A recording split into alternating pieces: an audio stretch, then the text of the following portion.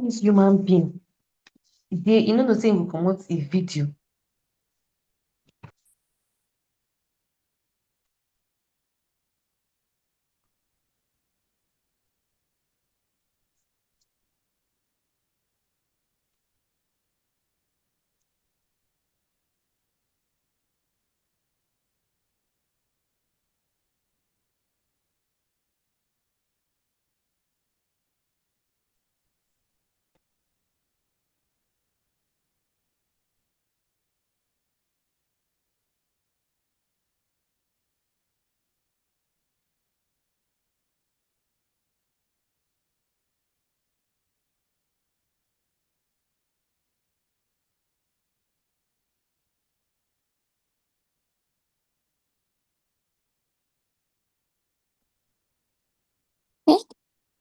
Wait, how? Oh, no. I think you should tell.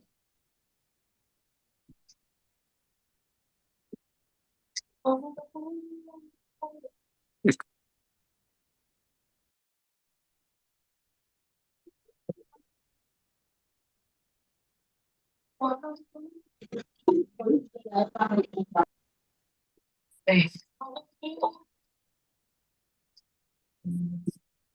So, what exactly are we doing? I'm not exactly sure.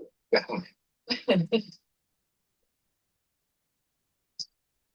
I'm happy I'm going with you.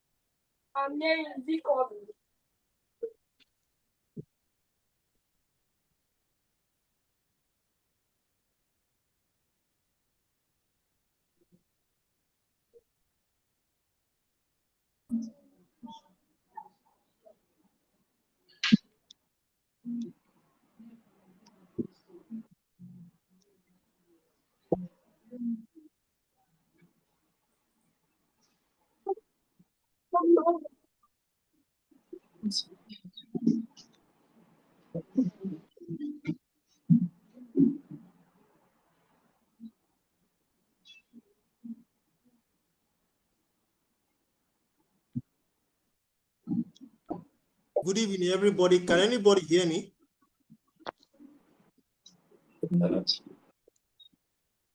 Hello, good evening, everybody. Can anybody hear me? Loud and clear. We can hear you. Afternoon. Good afternoon, sir. Oh, good afternoon. Okay, so by my time, it's exactly 3 o'clock. We're going to start immediately. I want to make a request. Please, as you are joining this meeting, please help us mute your mic, please, so that we don't get distracted at the background by those whose mic are unmuted. So please, as you enter the class, please help me mute your mic so that you will not be a distraction to others. Okay, once again, good afternoon, everybody, and welcome to this free practical QuickBooks Online training session organized by Calibrite Consulting. So I would like to start this class by briefly introducing myself before we move to the business of the day. Okay, so my name is Anene Kalistus. A chartered accountant with the Institute of Chartered Accountants of Nigeria. equally a member of the Chartered Institute of Taxation of Nigeria. I'm equally a financial modeling and valuation analyst, a commercial banking and credit analyst.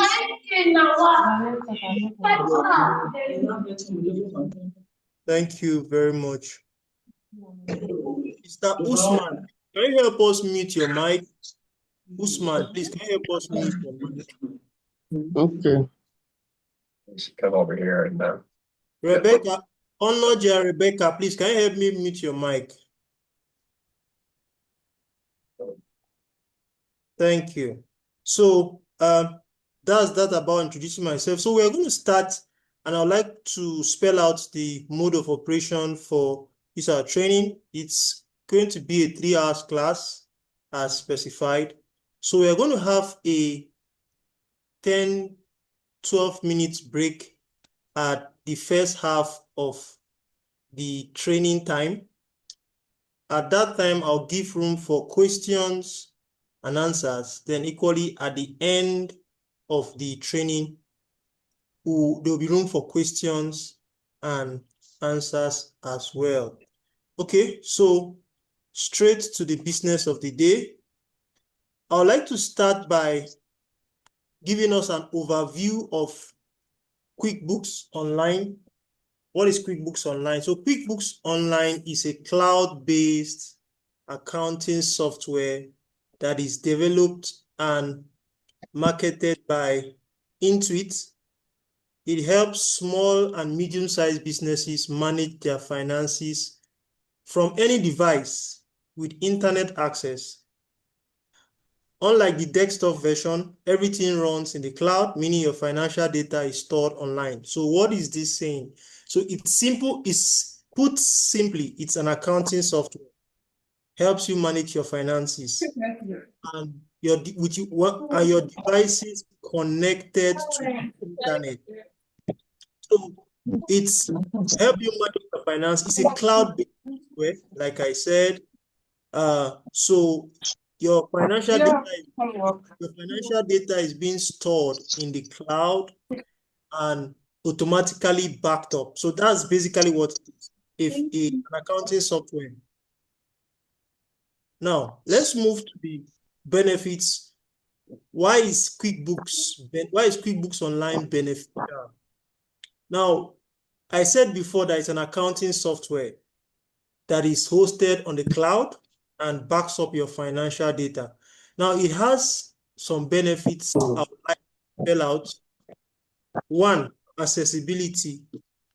Now, with QuickBooks Online, you can access your accounting data anytime, anywhere, with an internet connection.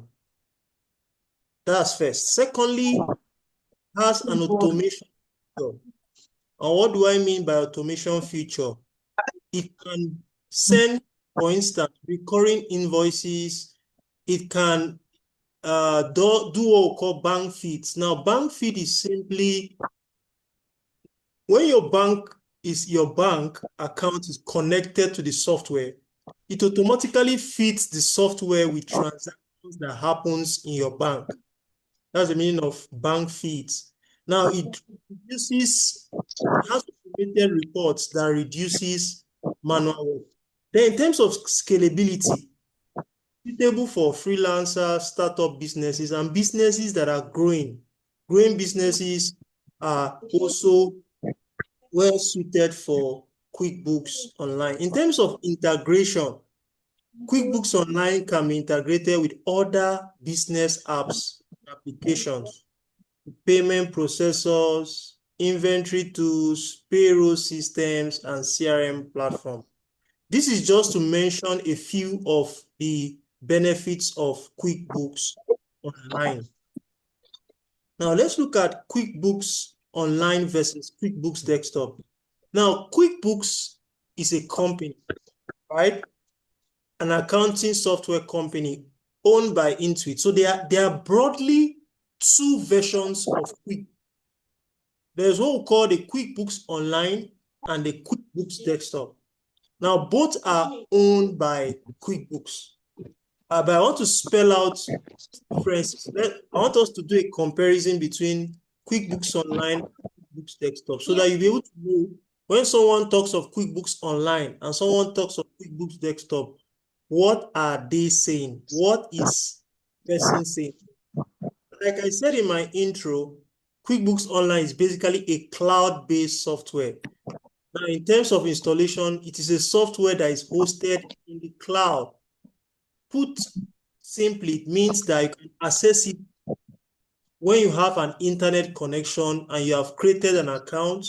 All you need to do is sign up, log in, and have access to your financial data, your financial. Now, QuickBooks Desktop, it's the offline version. Let me call it just the way we have QuickBooks Online, QuickBooks Desktop.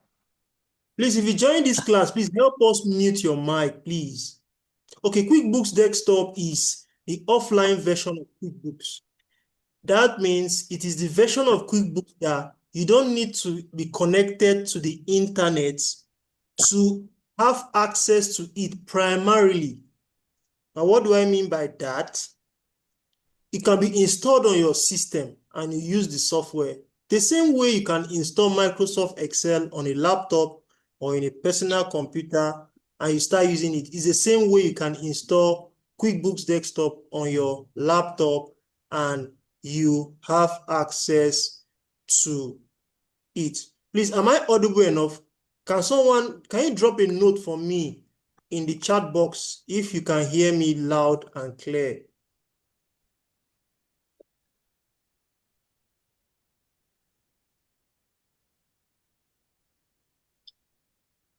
I can hear you loud and clear, sir. Okay, thank you. Thank you. Okay, great.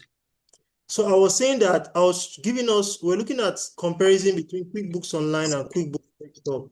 And I said, in terms of installation, QuickBooks Online as an accounting software is a cloud-based version of QuickBooks, meaning you have access to it when you are connected to the internet and you have created an account and you log in and record financial data. Now, talking about QuickBooks Desktop is the offline version, meaning I was giving an example, the same way you can install Microsoft Office on your system and you use the Microsoft Excel, PowerPoint, whatever, is the same way this QuickBooks Desktop works. So it's installed on your computer and you can have use. In terms of accessibility, the QuickBooks Online version of QuickBooks can be accessed anywhere. Anywhere you have internet connection, you can have access to QuickBooks Online.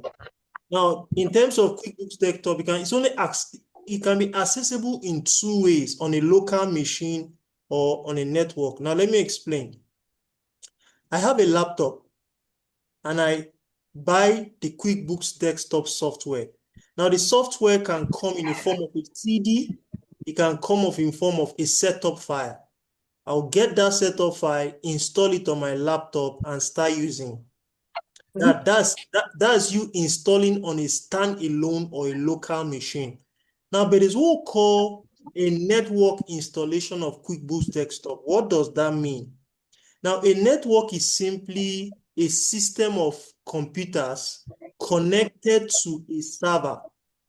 So QuickBooks Desktop can be accessible in two ways, on a local machine or on a standalone system, meaning that I install on my laptop or my computer or my desktop and I start using it on the go. But hello, sir. Yes, hello, sir. Yes. Please, sorry for interruption. Is there a way you can mute everybody's mic from your end? The interruption is, please. Okay, let me do that.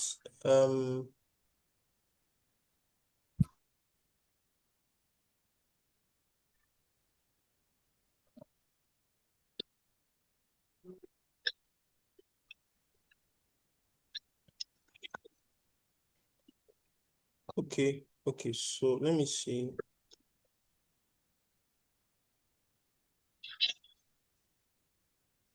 Someone is busy writing on the screen. I don't know who is using, somebody is using I don't know who is that person, but the person is busy writing on my screen, and that's not fine. I'll just lie down. Okay, so I think I'll sort out the I won't muting. come until it's done. I'll sort out the mute. Please, if you join this class, I say it again, help us mute your mic. Help us mute your mic, please. Now, okay, great. So now I was saying that you can install, in terms of accessibility, QuickBooks Desktop can be installed on a network. And I was trying to explain what a network is. So a network is a system of computers connected to what we call a server. Now, a server is the system where you install the QuickBooks Desktop first, and other systems will be connected to that server. What does this mean? Okay, I walk into an organization, and let me give an example, and they have 5 laptops that they want to be using QuickBooks Desktop on, and they have what we call a server. And I want to install the desktop on a network. Now, what this means is I'll first of all go and install it on the server. The server is simply a computer, a central computer somewhere within the business premises. I will install on that central computer. I'll now do what is called mapping. I will now map. I will map every computer's every computer every computer that is on that system, on that business premises, that install the QuickBooks on, and they'll be connected to that server. And whatever I post on the server, the other systems and the other laptops can have access to it. Mr. Kingsley, help us mute your mic. Hello? Mute your mic, sir. Mute your mic.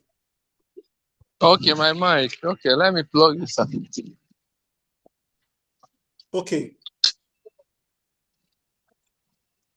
Okay, great. So now that's that. And then in terms of updates, the QuickBooks Online can be updated automatically, right? As you use the QuickBooks Online software, it is automatically updated.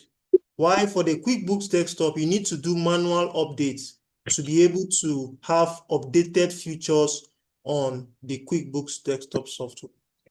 Now, in terms of collaboration, the QuickBooks Online version has access to multiple users. You have access to multiple users, but for the QuickBooks Desktop, there are different versions of the QuickBooks Desktop that comes with different number of users. So the QuickBooks Desktop has its own version. There is a version that accommodates 1 to 2 users. There's a version that accommodates 3 users. There's a version that accommodates 5 users, and so on. So this is basically the comparison. But the main comparative difference between QuickBooks Online and QuickBooks Desktop is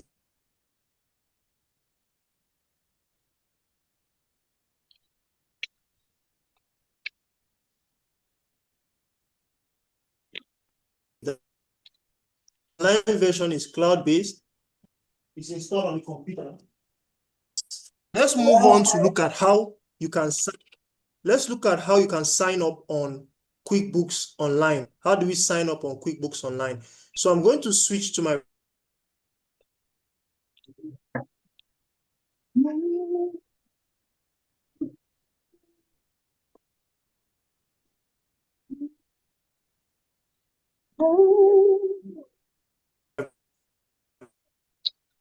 Hello, sir. Please, I believe everybody on this training is adults. We need to know when you're on a Zoom training, you mute your mic. You are disturbing others. You are causing distraction. way. Please. So, okay, so on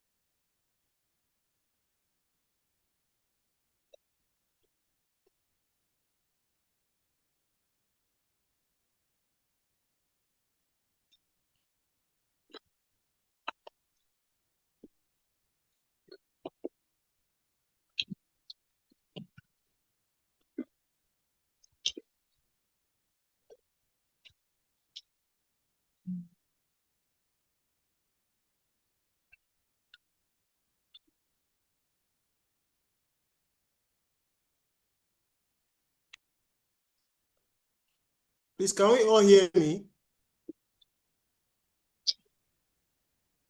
Can you hear me?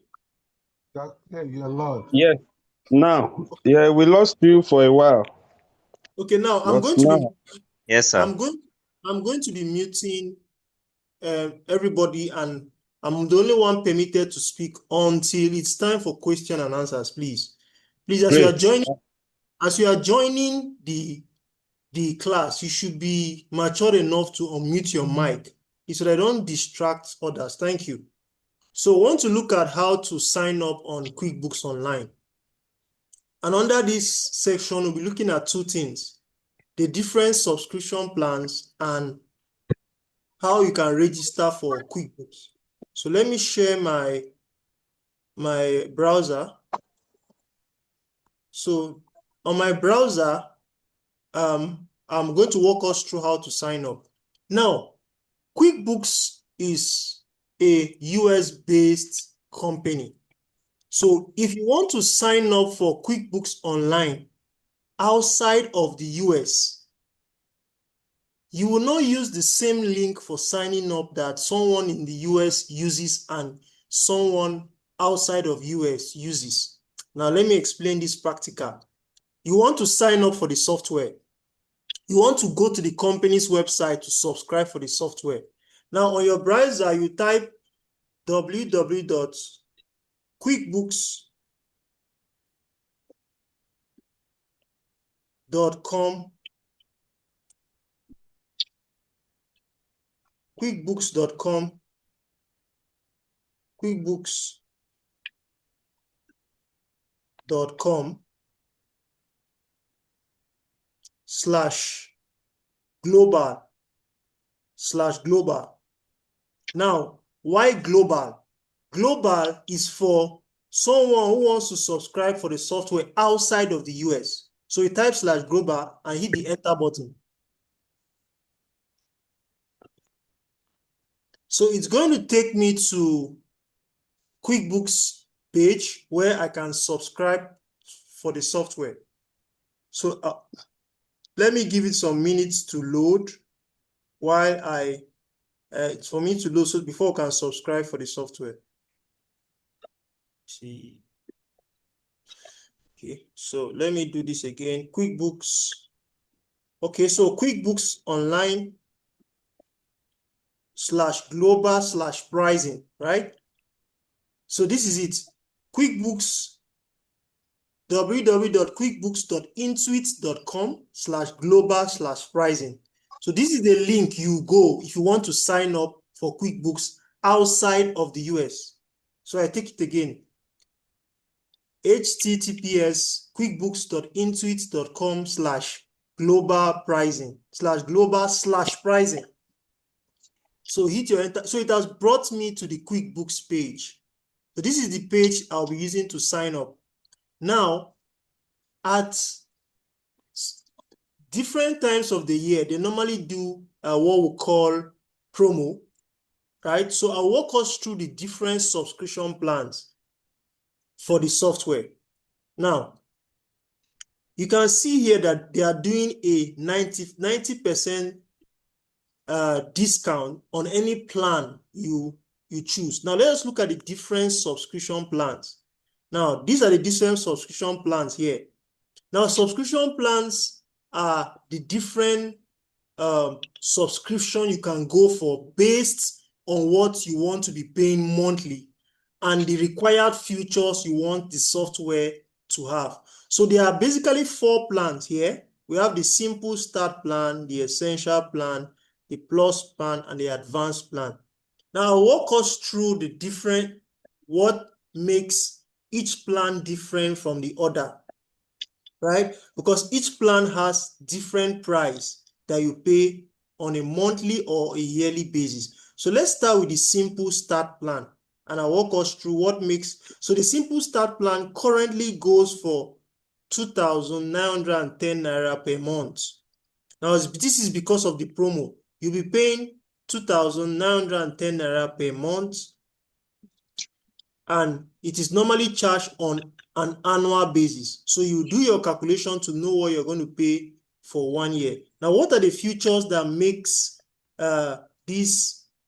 What are the features of this plan? Let me start. So the first, on the left of the screen, the first is you can record income and expenses. Let me click here to see all the features. Now, these are the features here. So I'll be scrolling up and down, will be fluctuating. Now, let's start with the simple start plan, and I'll go down under the features. So these are the features, the first features by your right here, by your left. So now, for the quick start plan, under Intuit Intelligence. So QuickBooks is now incorporating artificial intelligence into its software. So the features for the simple start includes accounting AI, AI-powered bank feeds, AI-powered collaboration, AI-powered detection. That's under Intuit Intelligence. Customer AI, finance AI. Now, but these are the features, but this feature does not apply to the start plan. You see under the start plan, any of these features you see by the right and you see it tick, it means it applies to this plan. So this is the simple start plan here. This is the simple start plan. Simple start. So these are the features. So when you see a box tick next to a plan, it means that that feature is applicable to that plan. Now let's scroll. Under accounting, for the first plan, this is the plan we are looking at, where my cursor is now. The plan that goes for 2,910 Naira per month.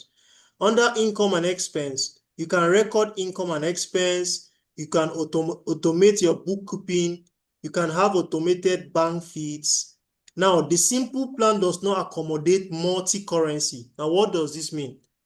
If a company operates bank accounts in domiciliary, operates a domiciliary account, they cannot be able to set up their different bank accounts that are in foreign currency if they are going for the simple start plan, that subscription plan. Now, we have, there's no revenue. Like you see this dash. This dash means this feature here is not applicable to this plan. So you see the features by the right, and if the feature is ticked under the plan, it means it's applicable. So you can't have revenue recognition. Then under sales and get paid, you can track invoices and quotes. You can't do recurring invoices. Let's scroll down. Under customer hub, for the simple start plan, you can carry out customer management, you can take notes and tax management, and so on and so forth. So these are the different features.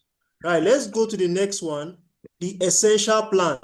Now, the essential plan is just for you to go through, look at the features that it has. When you look at the feature by left of your screen, you check on the plan. If it is ticked, it means that feature is available for that plan.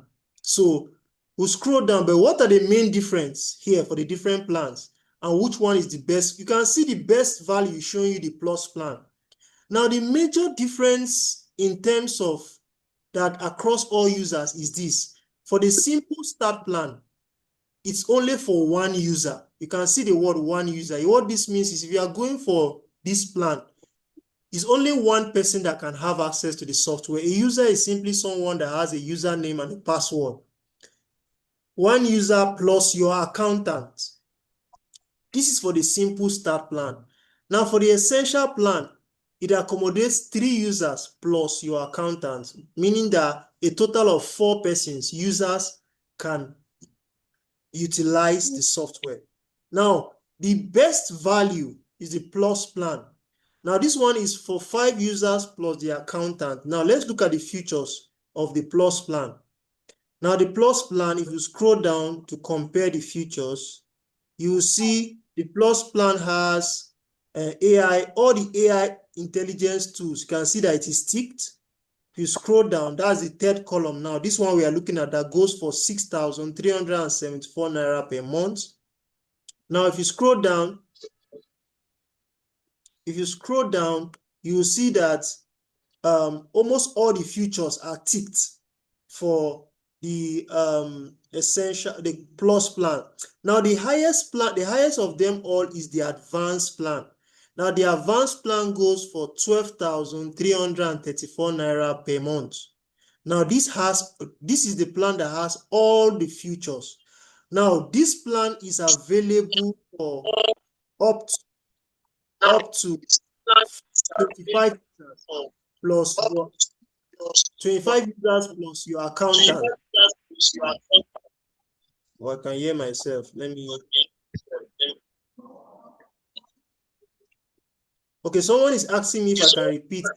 I was saying that we have 4 plans here. We have 4 plans. The simple start plan. This one goes for 2,900. Hello, Mr. Kisley. Help us to mute. Mr. Kisley, please.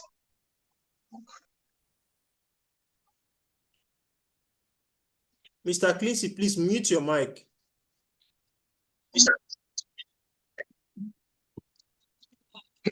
Okay, so I was saying that we have 4 plans here. We have the simple start.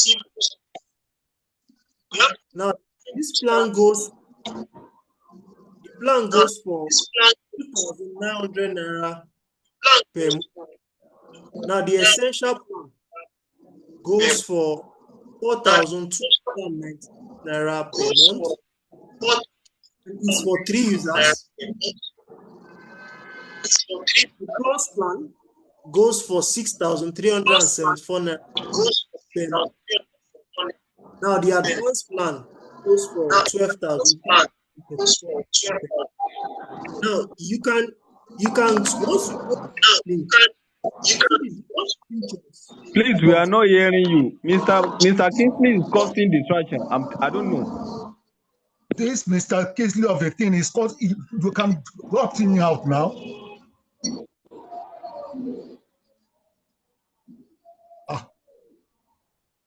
Hello, Mr. Kingsley, put off your mic.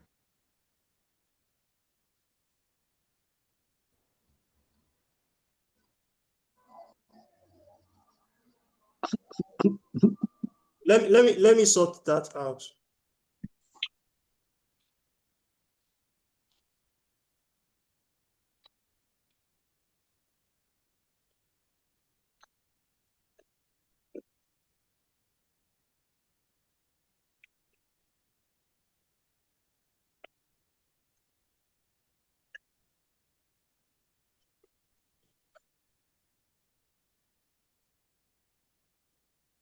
Okay, let me work on that.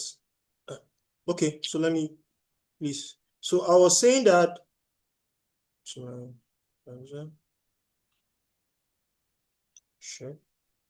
Okay, so that's basically the 4 different plans. Now, when you go to this URL, quickbooks.intuit.com/global/pricing, you will see what makes one feature different from the other.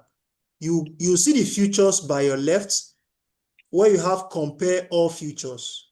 When you come to the section to compare all features, you scroll down, you see the features by the left of your screen, and you can see which plan accommodates that feature, right? So for the purpose of our training, we are going to be subscribing for a free trial.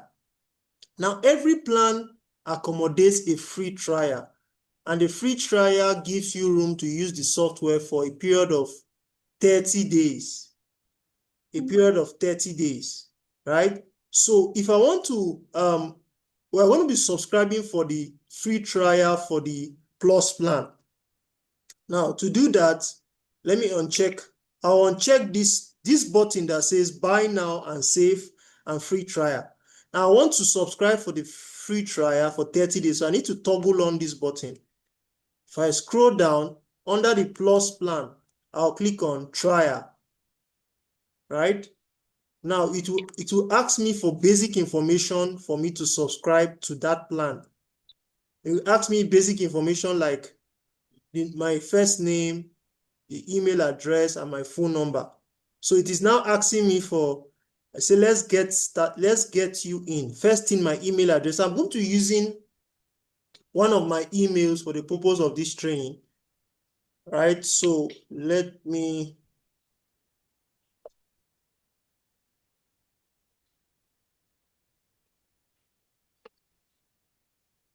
So let me get one of my emails.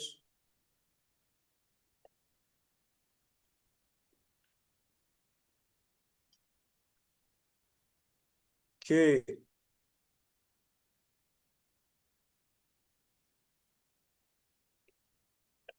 Okay, let me try this. So let me try one of my emails. So you enter your email address here.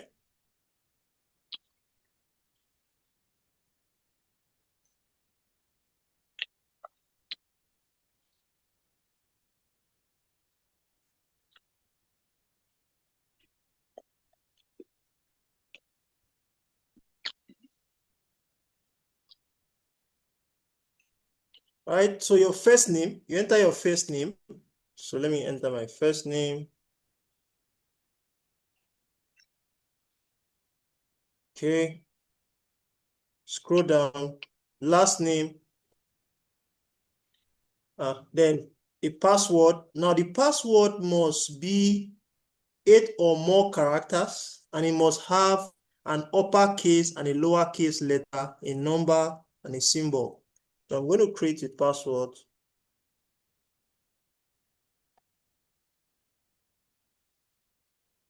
Okay, I'll scroll down. Next thing is to enter my phone number. So I'll choose any of my phone numbers, right? So I'll scroll down, then I'll click on create an Intuit account. So it's going to create an account for me. So they said a 6-digit, they have sent me a code to my phone number, my registered phone number. So I'll look for that code. And so I have the code here.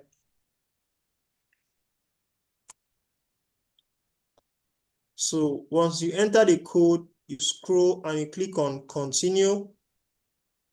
So it will now sign you up on the software. Now this is for the free trial. Okay, so it is now setting up my QuickBooks account.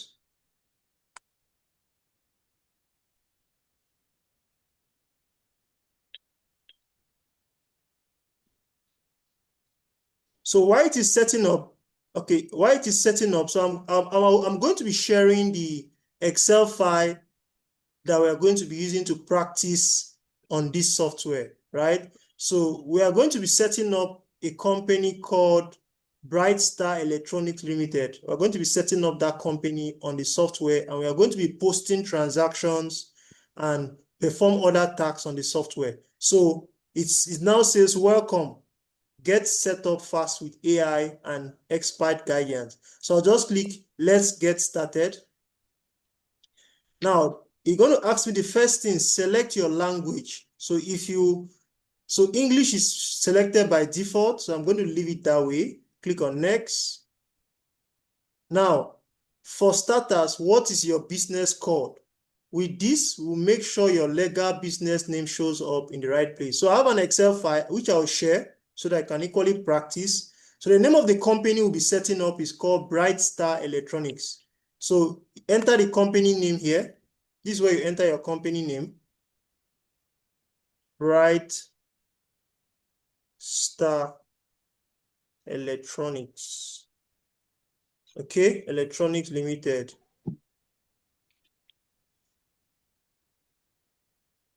Okay, you click on next.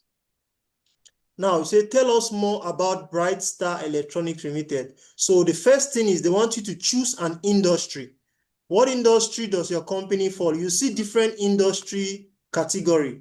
So this is into electronics, sale of electronics. So I'm just going, so you scroll through the different industry type and choose where your company sits. So I'm just going to be choosing wholesale trade.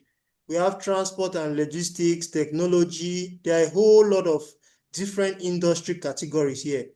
So whatever company you are setting up, just choose the industry where the company falls in. So I'll just choose wholesale trade because this company is into wholesale of electronics and computer gadgets. So I've selected whole trade. Now, the next thing is to select your business structure. Now, by business structure, it's asking you, is this company a sole proprietorship? Is it a partnership? Is it a private limited company? Is it a public limited company? Is it an association? Is it an NGO? Is it a trust? Whatever. You can see the different options here. So this is a private limited company. So I'll select private limited company. And I'll scroll. Please, can we still hear me? Yes. Yes. Great. So Yeah. having selected enter your industry and your business structure type, you can click on the next button. I'll click on the next button. Now let's talk about your business. Now, what is your role? Remember, I am setting up this software for this company. So I could just choose, are you an accountant? Are you an employee? Are you the bookkeeper? Or let me just say I'm the accountant that is trying to set up the software for Bright Star Limited. So you select, how many employees does your organization have? So is it 1? Is it 2 to 5? Is it 6 to 9? So I'll just select 10 to 24. You click on next. Now, you've nailed the basic. Let's keep going.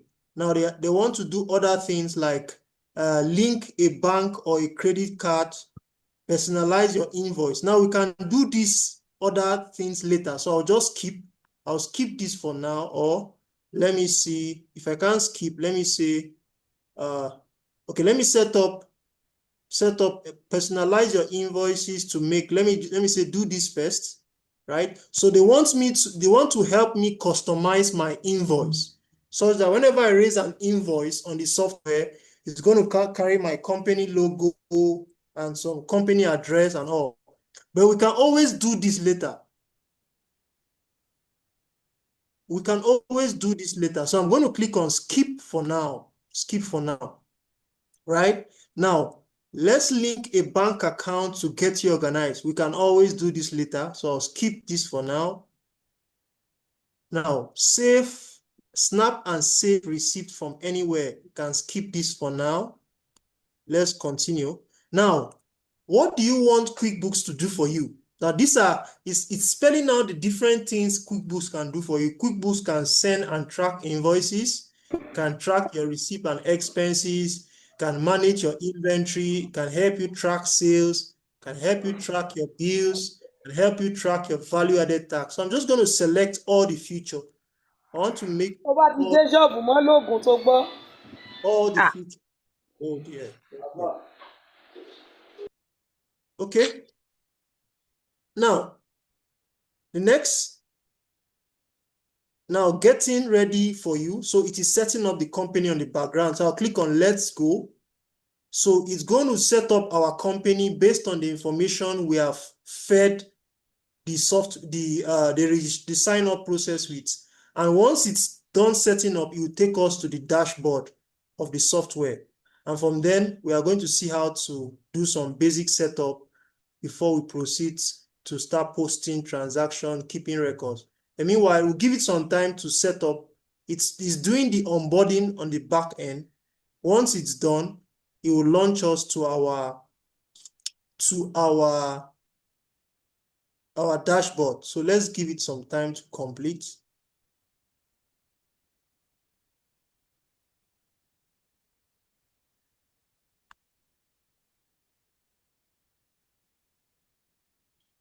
So it's still loading. So it's setting up. So once it's done, it will take us to our dashboard.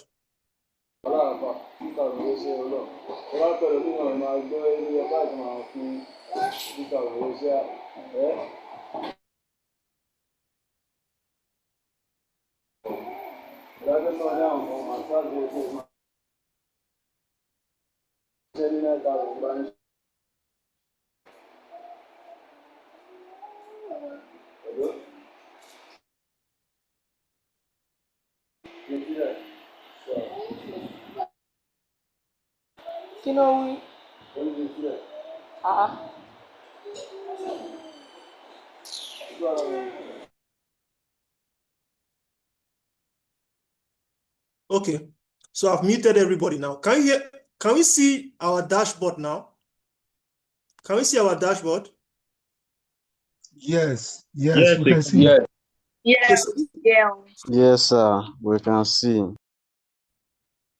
So this is the company dashboard. So you can see at this point, you see the name of the company, Bright Star Electronics, written here. So that's the first thing you will see to identify the company whose dashboard you are looking at. So this is Bright Star. Now, very important, you need to know how to navigate this dashboard. And before we start talking about navigation, we need to do some basic settings. I'll walk us through this dashboard, what everything you are looking at, what it stands for. I'll take my time to walk you through. And I'm going to take out time to explain each and every one of them. Now, let's go through the different features here. Now, if you look at this screen, by the top left, you can see a button written create, right? A plus button.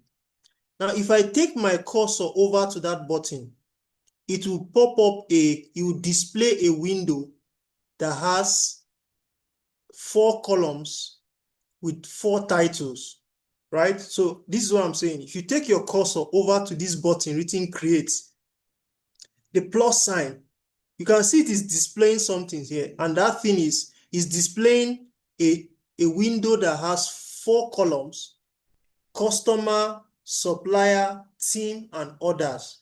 Now, under the customer you are seeing here, it represents all the different tasks you can perform with regards to your customer. What am I trying to say? Under this customer section now, right? I can raise an invoice. I can receive payments when a customer, if I want to receive payment when a customer pays me, if I click this plus button, I'll just come to receive payment. If I want to generate a statement for a customer, this is where I will go. If I want to raise an estimate for a customer, this is where I will go. If I want to raise a sales order. So all these things you are seeing, there are different types of transactions you can perform with regards to a customer: invoicing, receiving payment.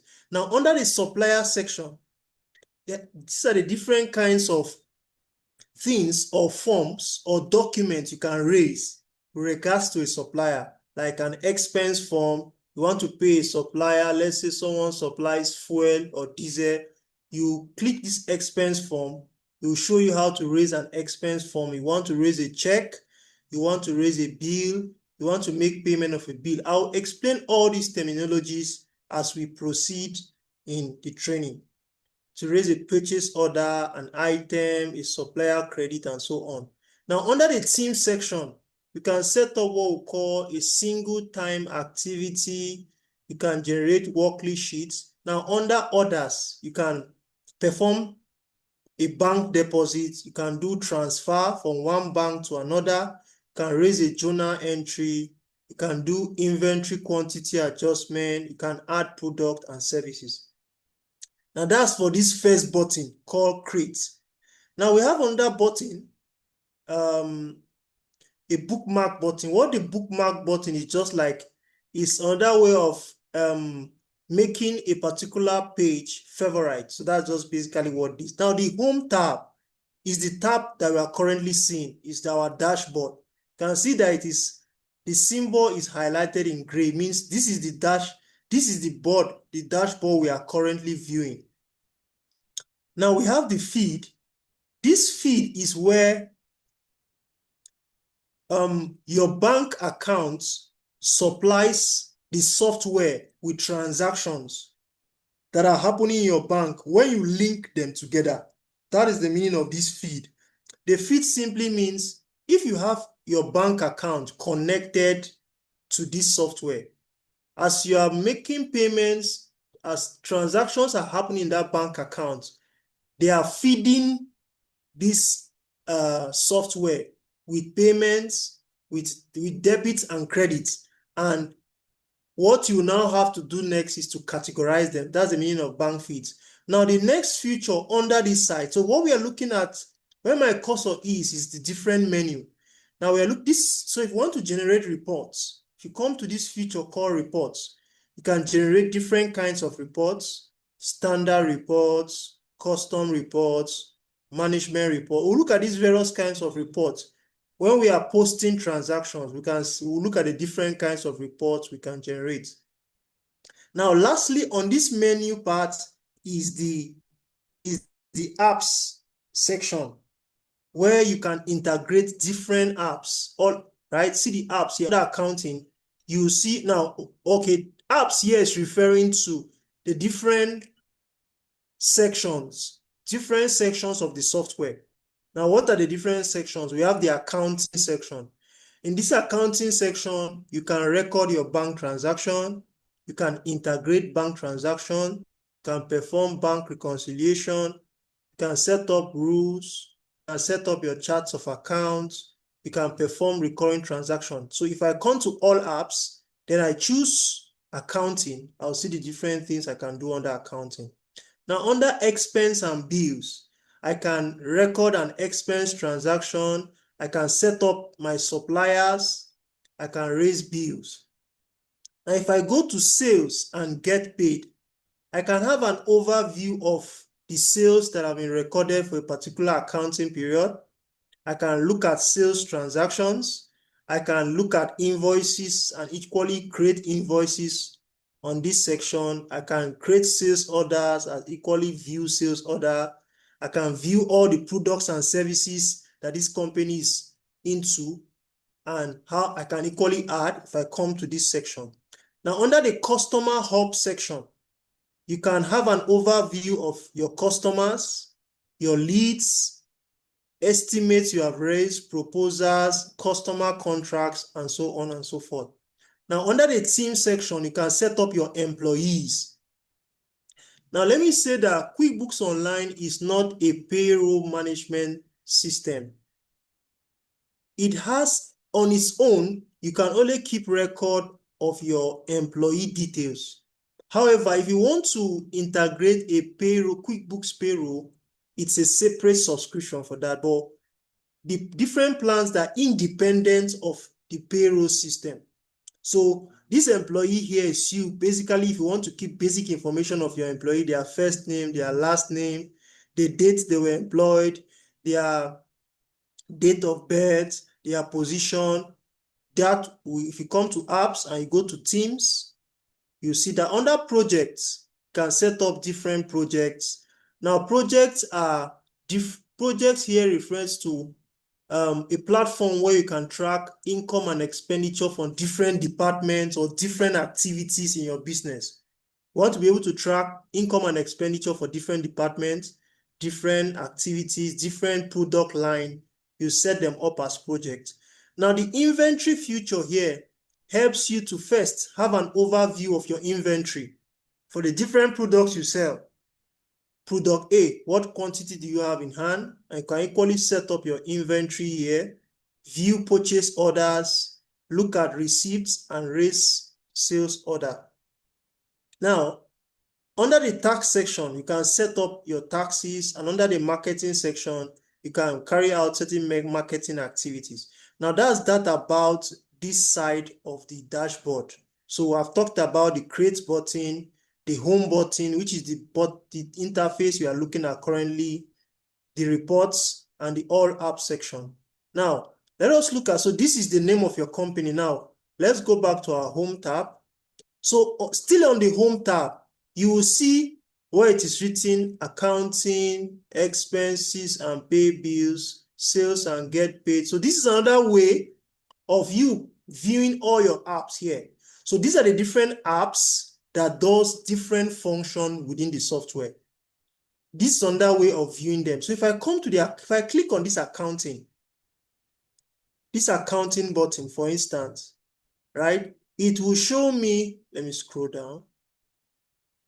Okay, let me click on it. Okay, let me expenses and bills. Okay. Okay, let me give it some minutes to load. Customers. Okay, great. So let me go back to my to my home. So if I click on this accounting, for instance, right? So it has seen that it has opened. Let me go back. Apps, home. If I click on accounting, for instance, Under accounting, I can see the different functions that can perform under the accounting app, right? I can record bank transaction, perform bank reconciliation, set up rules, set up charts of accounts, recurring transactions, and so on. So let me go back to the home button. So expenses and bills, sales and get paid. So these are the different apps. Now, this is similar to, it's another way of you going through, clicking your apps, and you still see all these features. If I click on apps, all these features you are seeing here are the same features you are seeing here. So it's another way of navigating to these different features of the software. Now, let me talk about these buttons this way. If you look at the top right of your screen, you see some buttons here. If I place my cursor over each button, you will see the name of what that button stands for. Now, if I place my cursor here, this is where I can perform certain tasks. This is where I can do different integrations. This is where I'll get all notifications from QuickBooks. Now, this is where I perform my settings. This is where I will see information with regards to my QuickBooks account. If I click on this C here, I'll see the name I use in setting up my QuickBooks account, the email, and if I want to sign out, I'll click on the sign out button. Okay, please, let me pause. Please, can you hear me? Am I fast? And I want to be sure that you're understanding. Please, can drop a message for me, please. Are you getting my Yes, I'm with you, sir. Okay. Yes, I sir. can hear We you are clear. understanding very well. Okay, good. Now, I'm also following. pardon? I'm also following. No challenge. Great. Now, we have signed up and registered our company. Now, the very first thing you need to do before you start using this software is to carry out what we call your company settings. Very important, and I'll explain what company settings is all about practically. Now, on the top of your screen, you see this button here, this gear button. You can see it's written settings. Settings are conditions that your company operates, that you want to set them up on the software. Now, you will see that as I explain the practical demonstration. So let me click on this gear button, and you will see the different kinds of settings we can perform here. So the settings are broadly divided into 4. Your company settings, list settings, tool settings, and profile settings. Now, we'll start with company settings. And under company settings, we have accounts and settings. So let me click on it. So what does this say? Now, the accounts and settings to equally have other sub-settings, which I'll walk us through one after the other. Now, what are these settings? The first is displaying your company name. You can edit it. So what this settings is saying, in case maybe you want to edit the name of your company, you have to go to the settings button, and under company settings, you want to edit the name of your company. I'll just click on this edit button. And let's say the company name changed from Bright Star Electronics to Sun Star Electronics. I can come here, just change the name, and I click my save button. And I've done editing regards to company information. Remember, when we're signing up, we didn't bother to enter company address. But if you want to enter your company address now, you click on this edit button, and let me quickly enter an address. Let me just say plot 145 Durumi, Abuja, for instance, right? Just enter your company address, then you enter the city. Enter the city, right? Then you enter the state. The state here is FCT, right? So this is where you enter basic other additional information, postal code of the company, and you click on save. Now you are done with regards to, now you can see the phone number we used to set up. If you have the company website, click on this edit button, you enter the company website.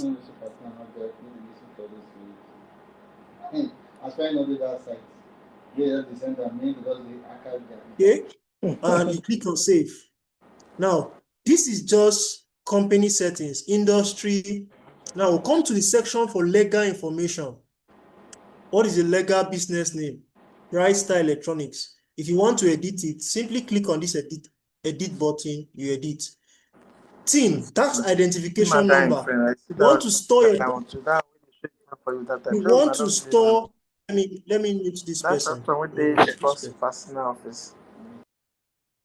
So, tax identification number.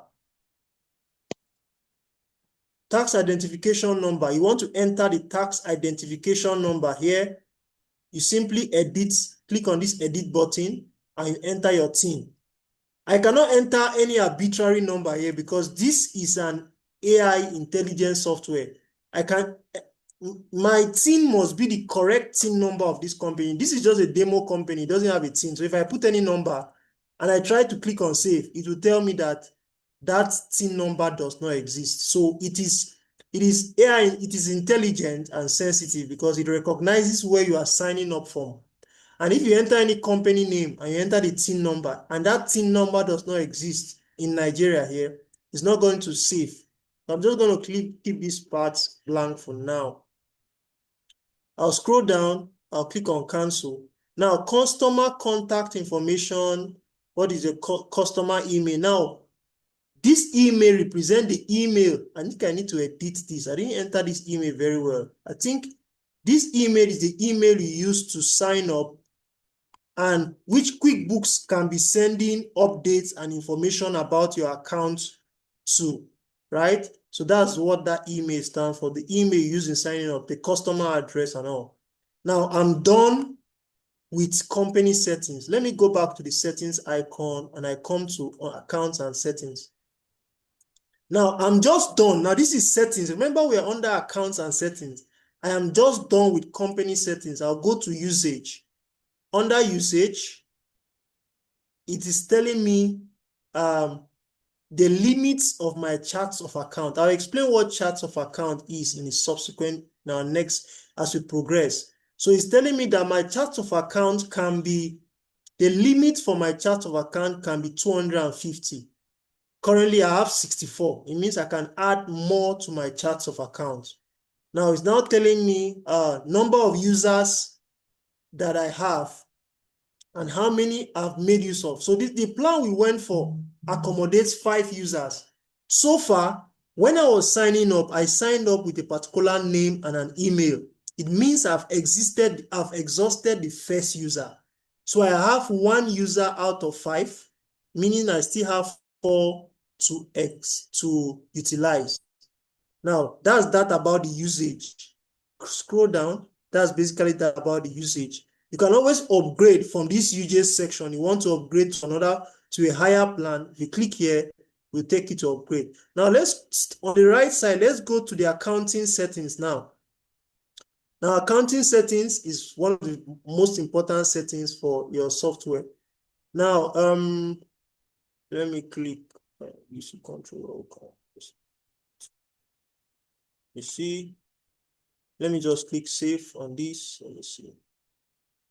Let me scroll down. Okay, so it says I require sign in to answer requests. Okay, let's keep the accounting settings for now. Let's go to sales settings. Now, sales settings is very important. Remember, under the settings, we are under sales. Now, first, sales form content. Preferred invoice terms, net 30. We can edit this. What does this mean?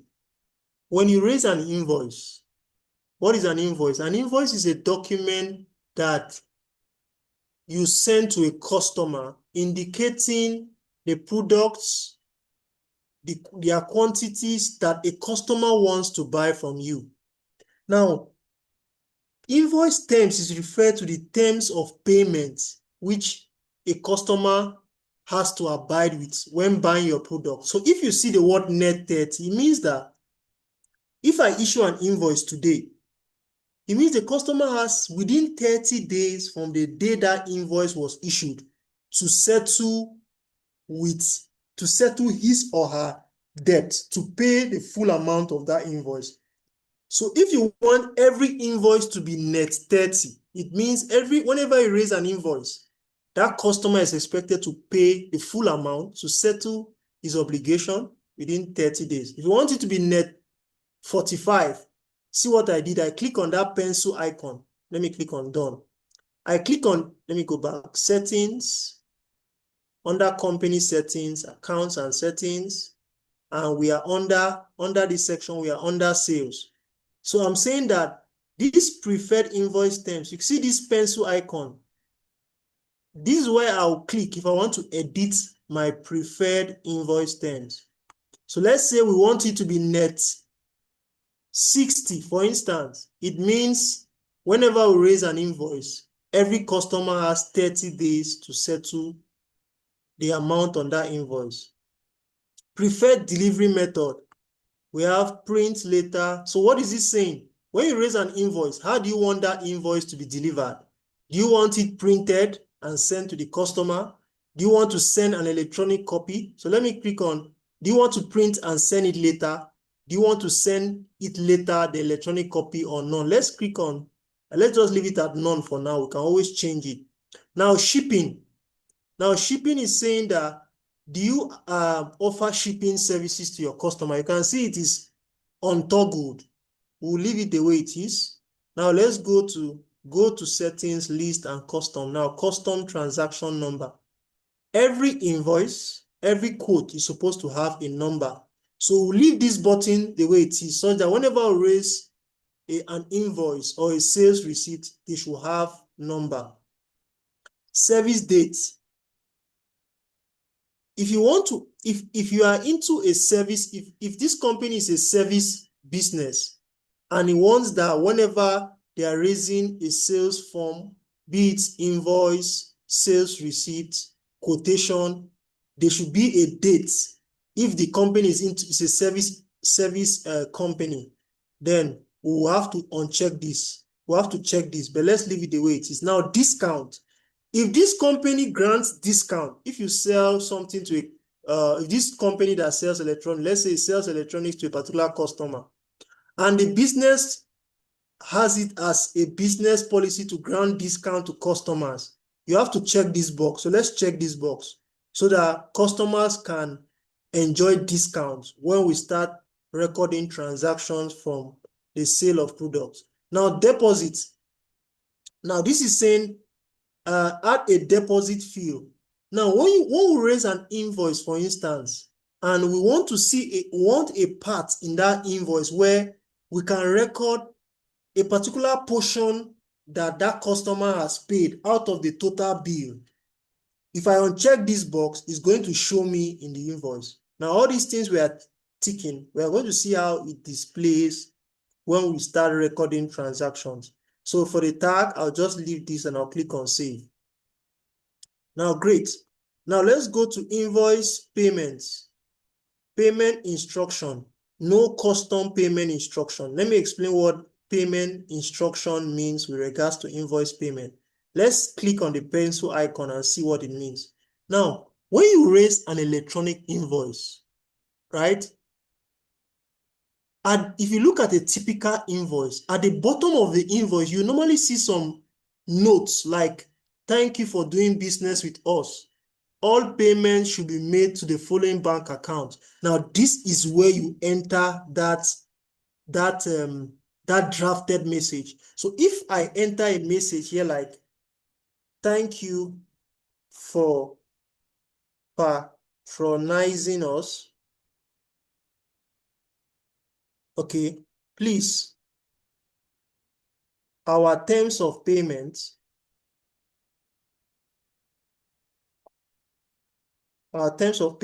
are 50%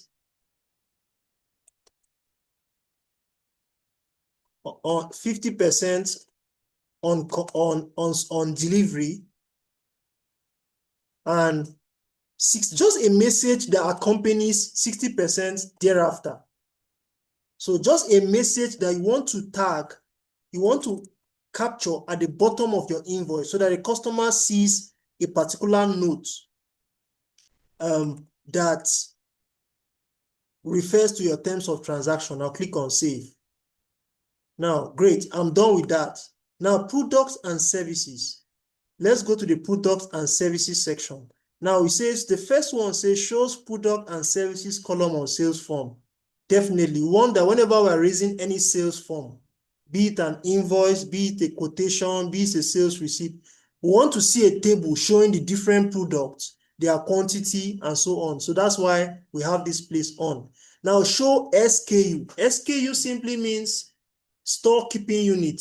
We want to be seeing store keeping unit. Let's leave it off for now. But if you're into a company that sells products that have store keeping units and you are keeping track of your inventory, I want to keep record of each store keeping unit, you need to activate these store keeping unit column. Somebody raised the hand. I might just permit the person for a question. I don't know if it's a question, but I'm almost going to the half. We're almost going to we're almost getting midway to our class, but let me just entertain this question. In the next 5-10 minutes, we'll go for a break, come back, but let me just entertain questions. I can see someone's hand, 2 hands. So if you have a question, please just indicate by the raise of hand. I'll call you so that you ask your question. Let me see the hands that are raised. Okay, I can see Jum Smart. I can see Gata. Who else? Who else has the hand raised? Let me see. Okay, I have just 2. So if just those 2 questions, let me allow Jum Smart. I'm going to unmute you so that I can ask your question. Okay, you can unmute your mic. The person with Jum Smart. I don't know. You can ask your question, please. Yeah, you can ask your question.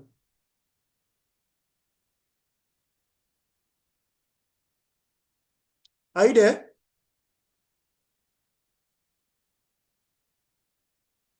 Okay, Gata, you can ask your question. All right. Good afternoon. Good evening, rather. Good evening. I wanted to know this. Is this class like in recorded, or is the class recorded that we can have access after the class? Yes, the class is recorded, sir. Okay, so a link will be shared to us after the classes, right? Definitely. All right, sir. Thank you very much. Because I came in halfway. Okay, great. Any other question? No, sir. Good. Thank you very much, accountant, sir. Great. So now let's proceed. So we are at this point where we are looking at our sales settings. Now, turn on price rules. Let's leave this off. Track quantity and price rate. Definitely. You want to be able to track quantities and prices. So it is showing on. We're going to leave it the way it is. Track quantity on hand. Yes, very important. As we are raising invoices and we are selling, as this company is selling its products and purchasing products from supplier, I want to be able to track what quantities at hand. So we'll leave it on. Showing on is fine. Inventory valuation method. So the inventory valuation method, we can select a method here. So let me drag this. Let me go back. Let me go back. Let me go back. Let me go back to my settings, accounts and settings.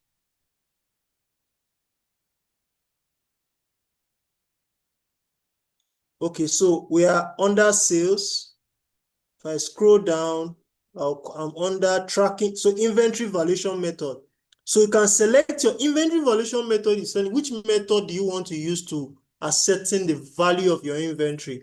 So we have different methods here. First in, first out, moving average cost. Let's choose average cost, moving average cost.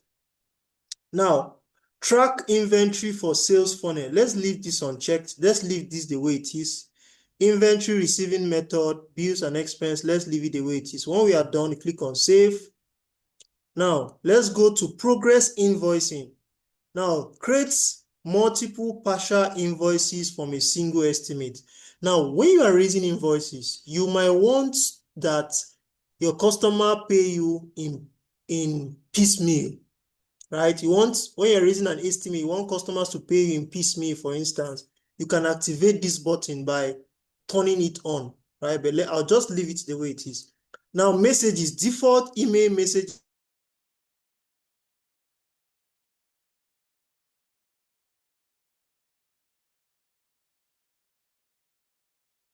says send with sales form. So let me edit this.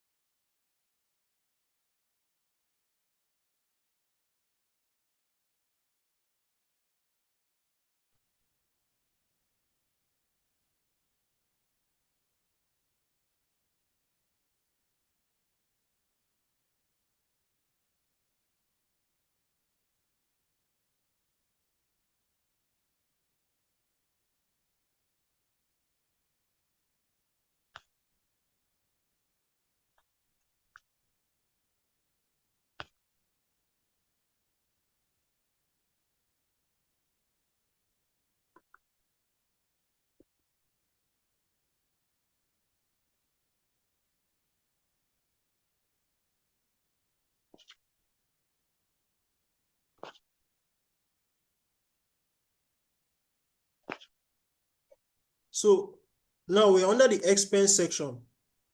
Let me allow it to load.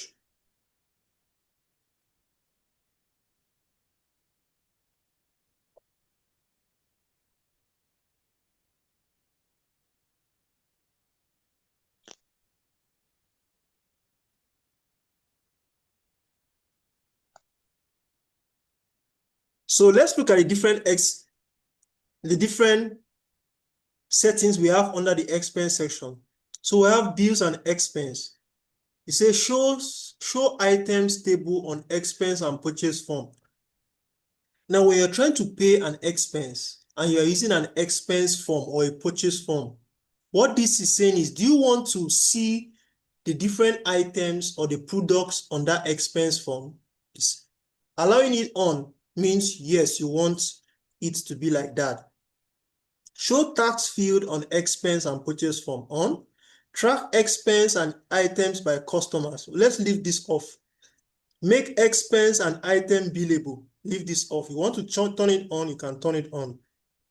Now, under purchase orders, use purchase orders. Yes, it's on. We want to be able to raise purchase orders. So let's allow it on. Now, messages, default email message sent with purchase order. Yeah, let's leave this the way it is. Now, we can click on done.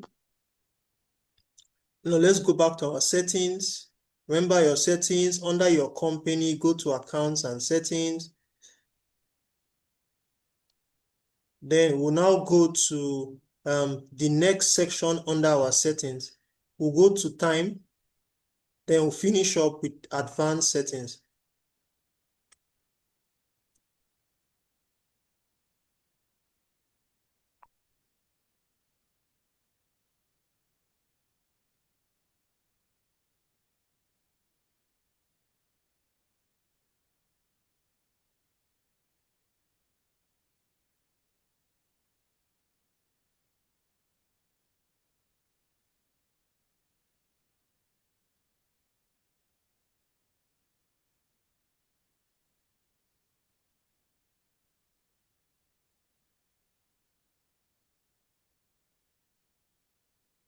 So now let's go to our time settings. Under time settings, under the time section.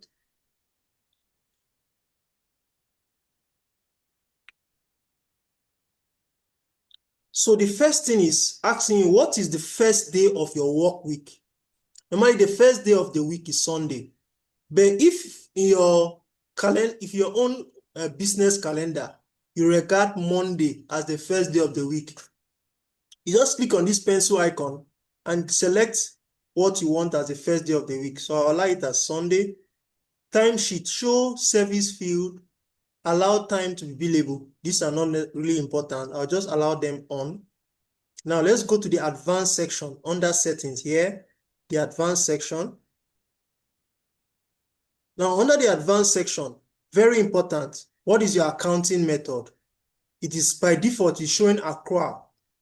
If you are using cash accounting method, you can edit, click on this edit button and select cash, but we'll leave it as accrual accounting method. So the accrual method of accounting is saying that you record expense and income when they are being incurred or when they are being earned, irrespective of whether money has been received or payment has been made.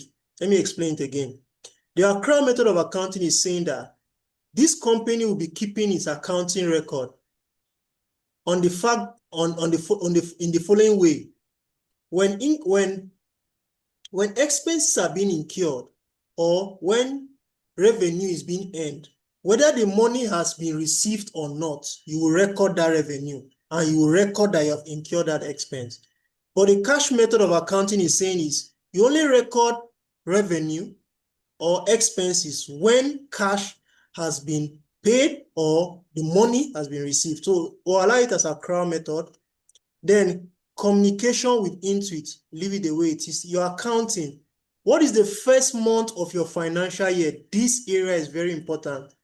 So if this company's accounting year starts 1st of January, it means January is the first month of that company's financial year, first month of your tax year.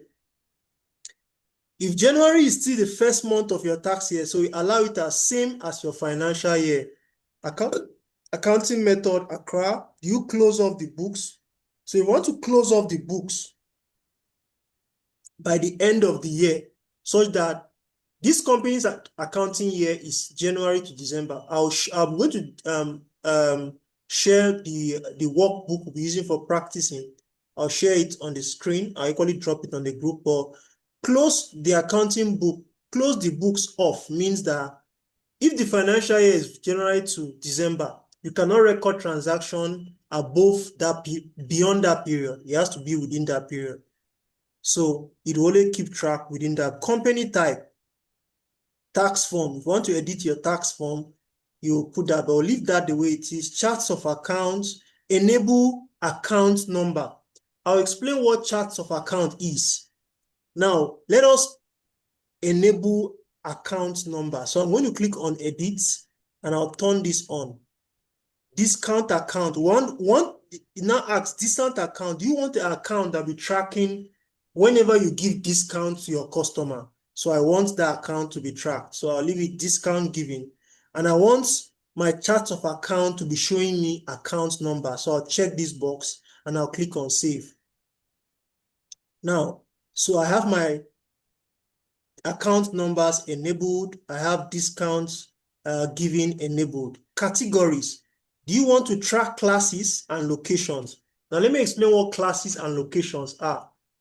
Let's say you work in a company that has 2 business lines.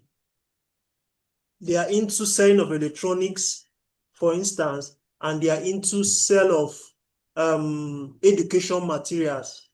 They are using the same QuickBooks to manage both line of business. You want to be able to track income and expenditure with regards to the book business and income and expenditure with regards to the electronic business. You use what we call classes and location. Let's say the business has location in Lagos, in Abuja. You want to be able to use the same QuickBooks to be able to track profit and loss based on different locations. You will check these boxes. So for our company we'll be using to demonstrate, we will not make use of this, but that's basically what it does. Let me click on save. Now automation. But under automation, it says pre-fill forms with previously entered content. I don't want it on. Automatically invoice on build activities off. Let me just leave this the way it is and see what plays out. Now projects. Organize all job-related activity in one place. So I was giving an example of projects. Let's say a company is into construction and they are constructing a building for, let's say, Ministry of Works, and they are constructing another building for Ministry of Water. They want to be able to track income and expenditure with regards to those 2 different sets of customers. You need to set up what we call projects because they are different jobs, but still under one company performing those jobs. So it is that feature is on. You can turn it off if you don't want to make use of that feature. Our language, the language of the software, our write-ups, everything will be in English. We'll allow it the way it is. Our currency, now home currency and multi-currency, very important. Bright Star Electronics, the company we are using for this demonstration is in Nigeria, so our home currency in Naira. Now, if they have domiciliary accounts, they have bank accounts in USD, pound sterling, different currencies, we need to turn on multi-currency. So I want to just make use of that. So I'll click on the edit button and I'll toggle this. I want multi-currency to be activated. Now, mind you, if you turn on multi-currency, you cannot undo it. So QuickBooks is telling you that once I understand that I cannot undo multi-currency, so I say yes, I click on save. So if you know that this company functional currency is only Naira, they don't have business, they don't trade outside of the country, they don't operate foreign currencies, then you can leave your multi-currency unactivated. But if they have multi-currencies, they operate different bank accounts in different currencies, you have to activate that. Now, other preferences, date format. This is saying that how do you want dates to be displayed on your software? When you are raising invoices, when you are raising purchase order, do you want the month, the day, the year? If this is the format we are fine with, we'll just leave it. How do you want currency to be displayed? You see the dollar sign showing first. Let's click on edit and see. Assuming we want dates on our sales form, our purchase form, whatever form we are using on the system, to be in the form that we want date first, month and year. If we select this, everything on our software will follow this date format. Now, currency format. If you want such that the currency will show first, followed by the figures, we'll leave it the way it is. But if we want the currency symbol to be at the back, you can choose this one. Let's leave the currency format the way it is. Now, warn me if I duplicate check number, if duplicate check number is used. When you are raising checks on the accounting software, the QuickBooks software, let's say you raise a check that has a check number 001. That check was for paying a particular customer, paying a particular vendor, and you raise on that check, you want to raise on that check, and you don't want numbers to be repeated. You want every check to have distinct check number. That is why you have this button toggled on. Warn me if I enter bill number that is already being used. So when I'm raising a bill, I'll explain what a bill is, and I want to use to pay a supplier, and maybe a bill number is already 002, and I want to raise another bill, and I don't want it to have, I want it to follow a sequential numbering order. Then I will have to, let me turn this on so that I don't have repeated numbers on our bills. Warn me if duplicate journal number is used. Let me turn this on. Now, sign me out if I'm inactive for 1 hour. So as we're using this software, let's say for instance, as you are using your software to post your transaction, maybe you step out, you did not log out. After 1 hour, the software automatically log you out. So if I allow it 1 hour, it means if I'm using the system and I'm dormant, I'm not operating the software and I did not log out, after 1 hour, QuickBooks automatically log me out. So I leave it as 1 hour, then I click on save. So we are done with all these settings we have gone through. These are very, very important settings that are important before you start setting up your inventory, your products and services, start recording sales, start recording expenses. You must ensure that all these settings are proper and are in place before we start recording transactions. So we are done with our settings. Let me go back to my dashboard and I'll click on the done button here. It will bring me back to my dashboard. Now, we have done 1 hour, 30 minutes. It's now time for questions. If no questions, we'll go for a 5 minutes break and we'll come back for the second half of our training. Please, any questions, you can raise your hand and I'll permit you to unmute your mic and ask your question.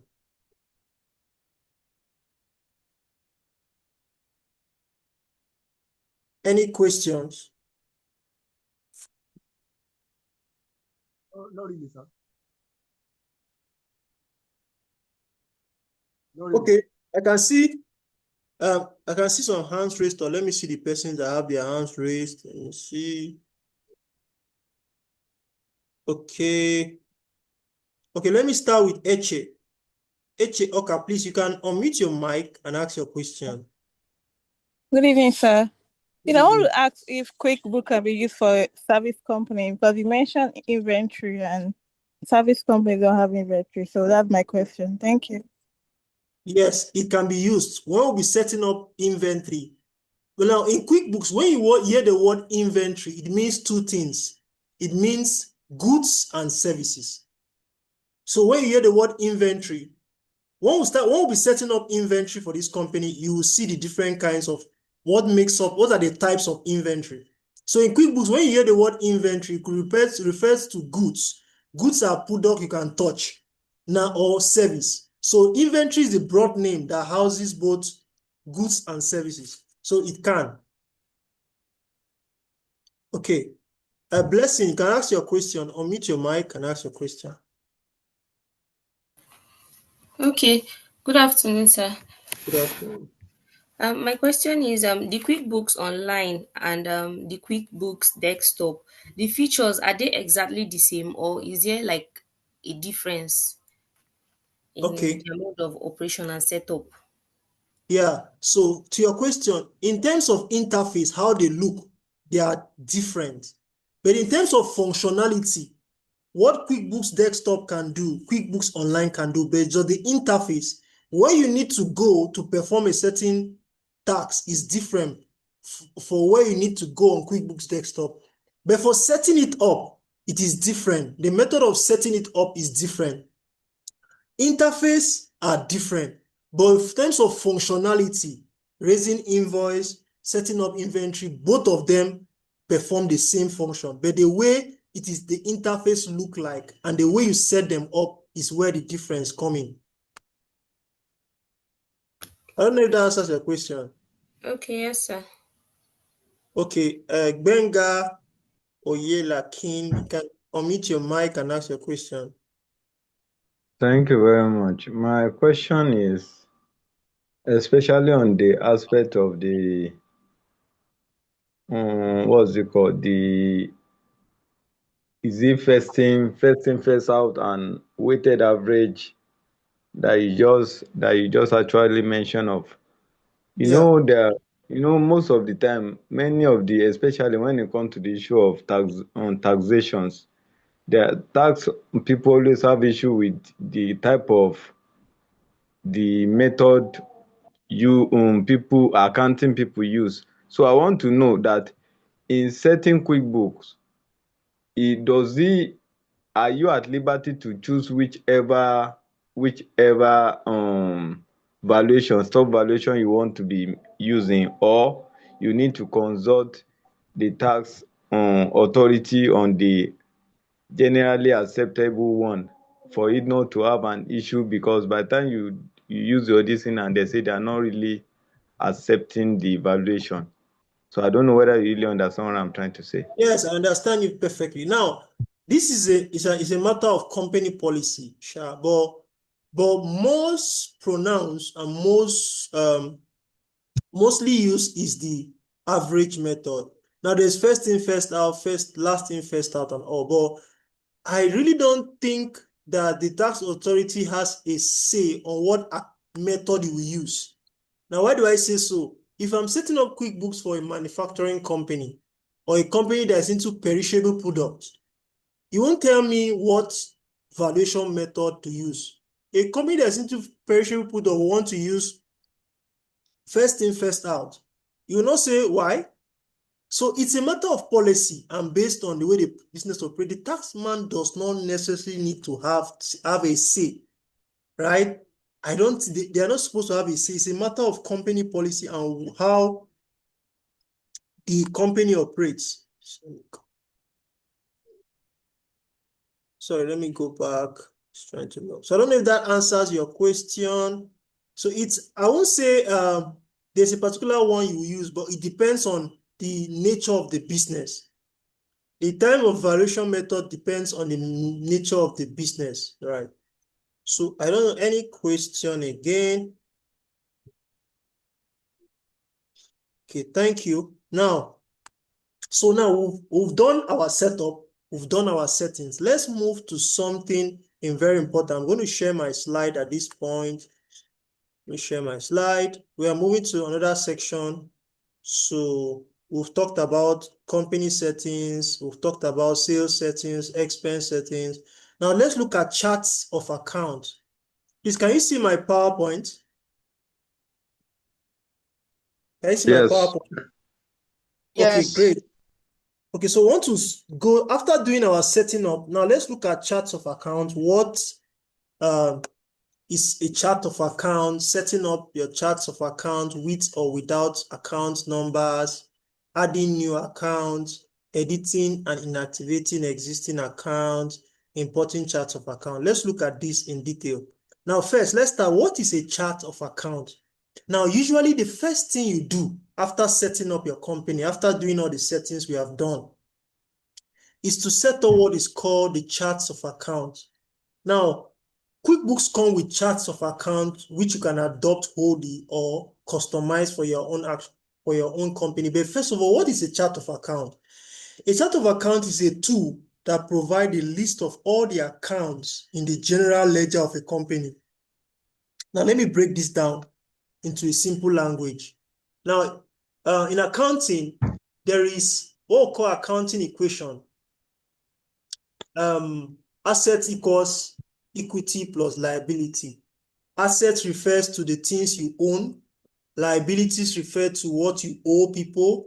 And equity represents the capital invested, money retained into the business, and so on. So if you look at an income statement, a profit or loss account, you see revenue, cost of sales, different expenses. Those different heads are what makes up your charts of accounts. So they represent different accounts that keep record of what is happening in different assets, different liabilities, and different equity, different elements of your equity. That's what a chart of account is. So we're going to look at how to set up a chart of account. How do you set up your chart of account? in QuickBooks. So let me switch to my software. Okay. Now, on my software, right? Let's go to my apps. So on my software, now please, let's follow. I'll go to the app section, all apps section. This section where my cursor is, all apps. I'll go to accounting section and I'll come to charts of account. Now let me share my Excel file with you on my screen. I'll be switching between Excel file and my QuickBooks software. So this is the Excel file which I will share. So this is the Excel file we'll be using for the purpose. So this Excel file has different sheets. The first sheet is the company information, which will the name of the company, the industry, location. Let me put this wholesale, right? The first sheet is about the company information. What is the name of the company, the accounting year, the fiscal year start and all. Now the charts of account. This is how a chart of account look at like. You see the account type, the account name, and the description. So you can see the different, under account type, you can have assets, you can have liability, you can have equity, revenue, expense, and so on. Now the account name. So under the first asset is an EcoBank account. So every account, you need to give it a description. What does this account signify? So this is main business account. So this is your charts of account. Now, so this EcoBank, for instance, will be tracking money that come into EcoBank and money goes into that goes out of EcoBank. Petty cash will be an account that will be tracking payments, petty payments made out of the bank. Account receivables refers to money customers are owing you added up together. We have inventory. Inventory is the list of all the products you sell or the services. So this is what your charts of account is all about. Now let's go to our software. So this is our software here. Now, I told you in my slide that QuickBooks comes with default charts of account. So you can see, if I scroll down, you can see charts of account here. Different charts. This is cash and cash equivalent. Scroll down, you see allowance for bad debts, different accounts that existed by default. But now, we want to set up our own account. We want to set up this account we have here.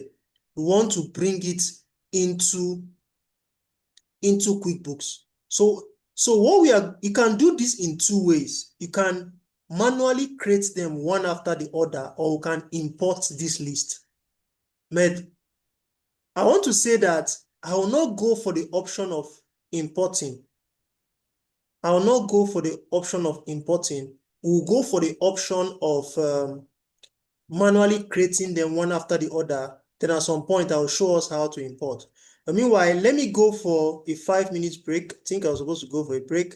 So by this is 4:41. By 4:50, we'll come back and continue the second half of the class.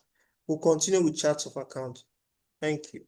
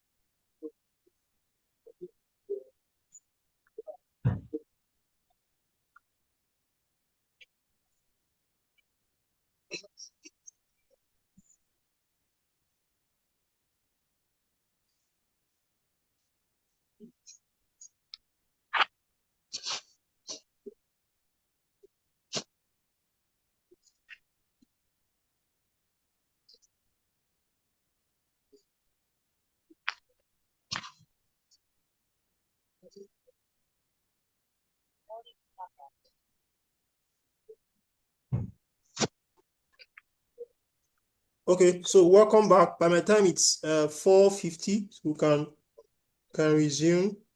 I don't know, so far, any question before I proceed from where we stopped? Hello, good evening. Good evening. Yeah, I have a question. In case, let's assume that we have a company that's into production and services at the same time. Is it possible to create such a situation on QuickBooks, and how are we going to go about it? Thank you very much. Okay, great. I think I captured that in this training. So you see that. Yes, for a company that does offers both a good and a service, you can set it up here. I think I captured that in my illustration for this Bright Star Electronics. So we'll see that. Okay. Another question? Any other question before we continue? Okay, so fine. Okay, great. So if no other question, we want to continue from where we left off. So before we went for our break, we were talking about charts of account. And I said a chart of account is account that contains the general ledger of a company. It shows the different assets, liabilities, equity, revenue, and expense headings of a company. So this company, this is their chart of account. Your list can be bigger than this. This is just for illustration purpose.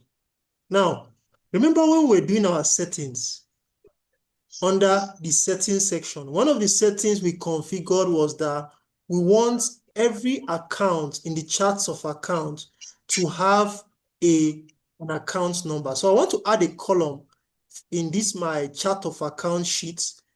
I want to assign numbers to every account here. Okay, so I'm going to do insert. Let me call this account number. So I'm going to assign a numbering system. So the first three account are assets account. So I want all assets to start with 1, and they are going to have 5-digit number. So my EcoBank, I want it to be 1005. Now this account number, mind you, is not bank account number. They are unique identifiable code for every account in your charts of account. So if I put 1005, I'm not referring to the bank account number, I'm referring to a code that refers to this part, EcoBank, in our charts of account. My petty cash, I'll call it 100, or let me start my bank account with 1001. Then my petty cash should be 1002. My account receivables should be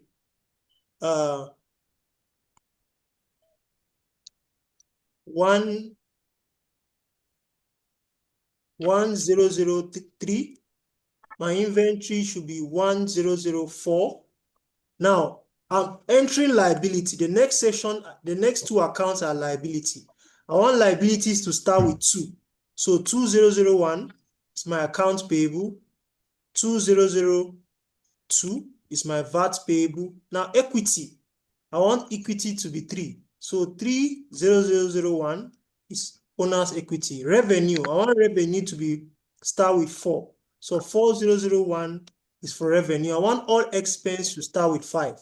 So 5001 for rent expense, 5002 for utility expense, 5003 for office utilities, 5004. Now this is your chart of account can be bigger than this. So we're going to be setting this account in our QuickBooks. I'll show us how to set them one after the other. So let me switch to my QuickBooks screen. So how do we come to this chart of account page? I said on this section, go to all apps. On this display window, go to accounting and you see charts of account. It will bring you to this window we are looking at. I did say that QuickBooks will give you default charts of accounts. You can see we already have some charts of account here. There are about 73 that came by default as a result of the company and the industry type you selected when you were setting up your company. But you might have specific namings that you want for your account. Some of the names are here, some are not here. Now, how do we, looking at my Excel sheet now, that Excel sheet, the first account there is my EcoBank account. How do I create it? I'll click on new button, this new button, new account. I'll click on this new account. It will display this window for me by the right. Now, account name, I'm going to call it EcoBank. EcoBank. Account number, remember, this is not bank account number, this is the code. So it is 1001. Account type, here, this is where you select the account type. Now, we have different account type here. Under asset, we have cash and cash equivalents, account receivables, current asset, fixed asset, non-current assets, credit card, accounts payable, current liability, non-current liabilities. Under equity, we have owner equity. Under income, we have income, other income. So my question, now, what account type do you think EcoBank falls under? Can someone answer by dropping an answer for me in the comment section? What account does EcoBank, what account type are we going to select for EcoBank? Under assets, we have cash and cash equivalent. Current asset. Current asset, fixed asset. Someone say current asset. Another opinion. Look at the options very well. Current asset. Look at the options very well. We have cash and cash equivalents. So I want to hear another person. It's current assets and it's cash and cash equivalents. Okay, so cash and, so it is cash and cash equivalent. It's not current asset. So our bank account falls under cash and cash equivalent. So I'll select this. Now under detail type, it's a bank. Right, it's a bank. Now, opening balance. Now let me explain something. On our Excel sheet, there's no opening balance. When you are creating your charts of accounts, when you are setting up the charts of account for a company for a financial year, now in this our case, we are setting up our charts of account for this company. We'll be posting transactions that happen in 2025. Between the period of January 1st, 2025 to 31st December 2025. What this means is for all my assets, liability, and equity, that's my balance sheet item, I need to get their opening balances as at the last day of the last financial year. Let me take it again. When I'm setting up my charts of accounts for balance sheet items, by balance sheet items, I mean assets, liabilities, and equity. I need to get their closing balances as at the last day of the previous financial year. Now, we are setting up this software for this company to track transactions that happen in 2025. What it means is I need to get what is the bank balance that was in EcoBank as at 31st December 2024. Let me use another example. Assuming we are setting up this QuickBooks for this company for this year, 2026. It means for all my assets, liabilities, and equity, I need to know what is their closing balances as at 31st of December 2025, right? So let's get that clear. So the opening balance, let's assume as at end of 2024, EcoBank had a balance of 5 million. Now, where do you get this information from? You get this information from the company's trial balance. I didn't bring in a trial balance here, but before you start setting up the software, you need to get a trial balance for the last day before the day you are commencing using the software on the system. So if you are setting up QuickBooks for your company, I want to start tracking transactions that happen this year from 1st of January. It means whatever system you have been using, be it Excel or any other software, you need to know what are the trial balance. Get a trial balance with the balances of the assets and the liabilities and the equity for the last day of the last year before you migrate to this software. So Let's say EcoBank bank balance was 5 million, and that was as at 31st of December 2024. 31st of December 2024. Now, at this point, you need to be very careful and ensure that you select the right date. 31st of December 2024. Now, the next thing, currency. Remember, we activated multi-currency. So this EcoBank is a Naira account. So the currency of the account is Naira. But if this was a EcoBank USD account, if I come here, I'll select USD. If it was a Euro account, I'll select Euro. But this is a Naira account. Select Naira. Scroll down, enter description. If this EcoBank account is for a particular purpose, you know, some companies have different accounts with a particular bank. It may be an account that is meant for receiving customer payment. There may be an EcoBank account that is only meant for salaries. There might be an EcoBank account that is only meant for paying vendors. So this way, just give a brief description. You enter it here so that you can always know what each account stands for. Now you click on save. Now we have created the first account on this, our Excel sheet. This is our Excel sheet. We are done with this EcoBank, right? Let me highlight it in green or not in let me highlight it in yellow. What color will I use? Let me use blue. I'm done with my EcoBank. I'll move on. I will do like that until I get to the last item. The last item, balance sheet item, which is our equity. You know, revenue and expense are not balance sheet items. They don't have balances. So those ones, I can import them, right? So this is where I'll draw my demarcation. When I get to equity, I'll stop. Now, I'll go to the next item, petty cash. What is my petty cash balance? I'm going to make an assumption. Let me share my screen. Remember, I said you are getting all this. For the balances, you will get them from your trial balance. So I want to create the next account. So see my EcoBank I created. It's now showing here. And this is the figure. I click on new account. I want to create for my petty cash now. So if I click on new, it will bring this form for me to enter the figure and I'll start entering it. So let me wait for it to display and I'll start entering the information.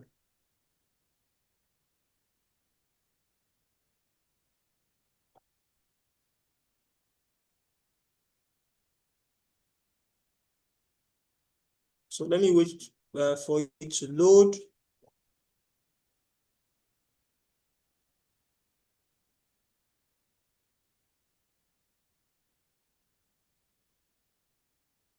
Okay, let me load my screen. Okay, now it has bring. So under account name, I'll enter petty cash. Then account number, petty cash is 10002. Account type, so petty cash still fall under cash and cash equivalent. What detail type?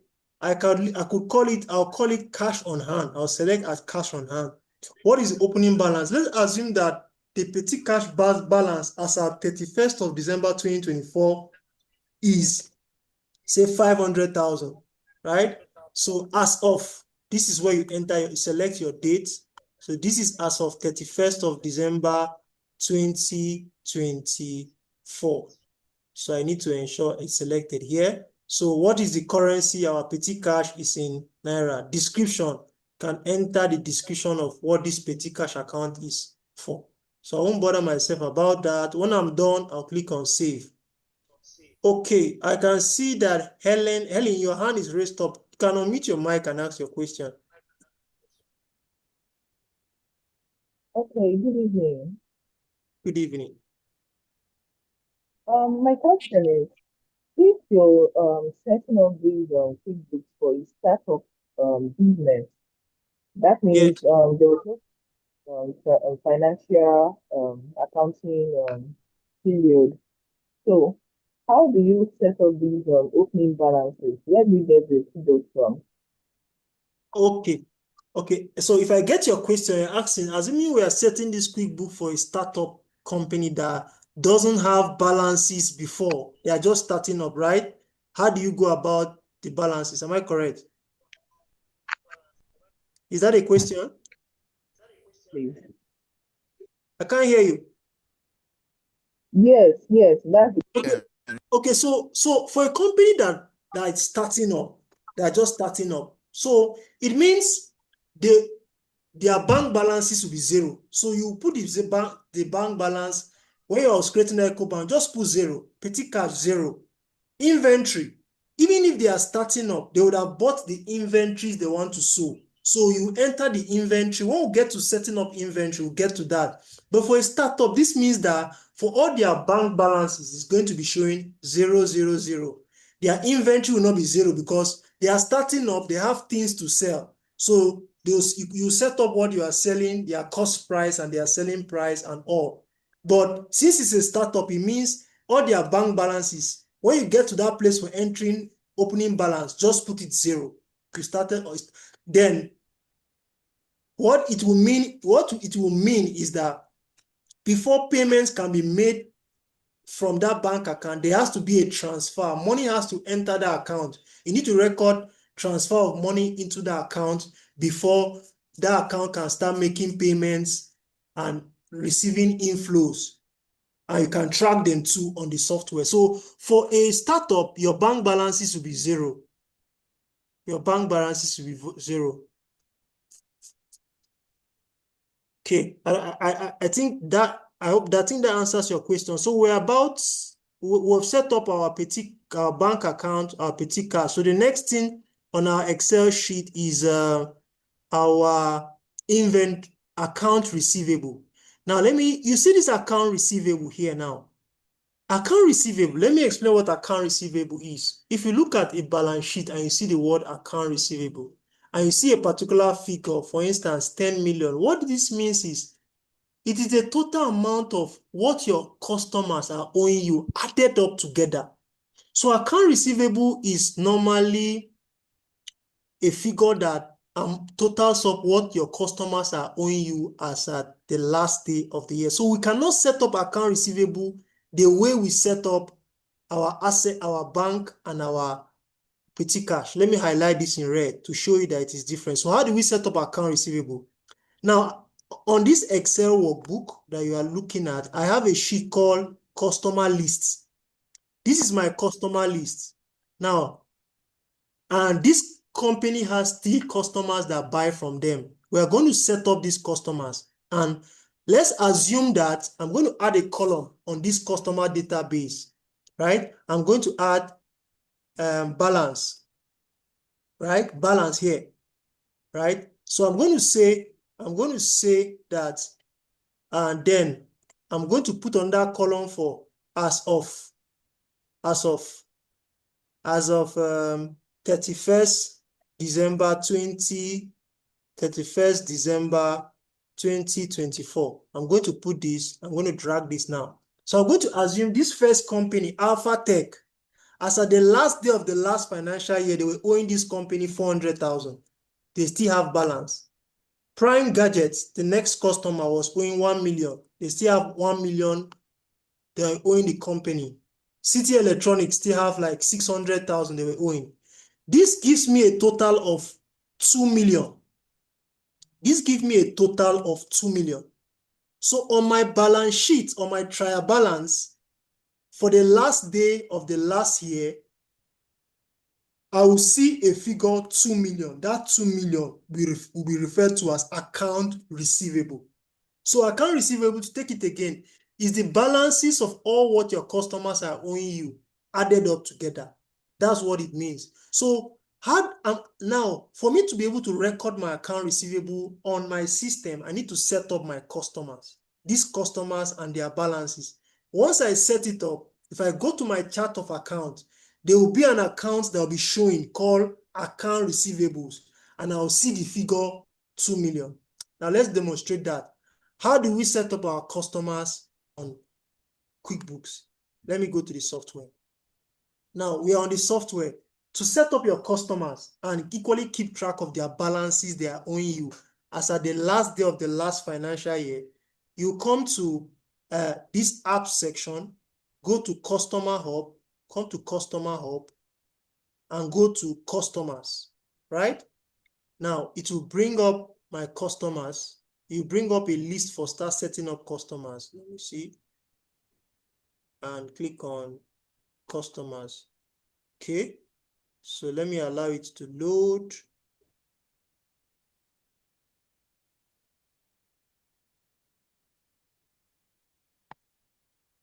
Okay, so it's bringing up a sheet where I'll start creating my customer on the software. Now let me give it some minutes to the customer form to load, then I'll start entering the customer details.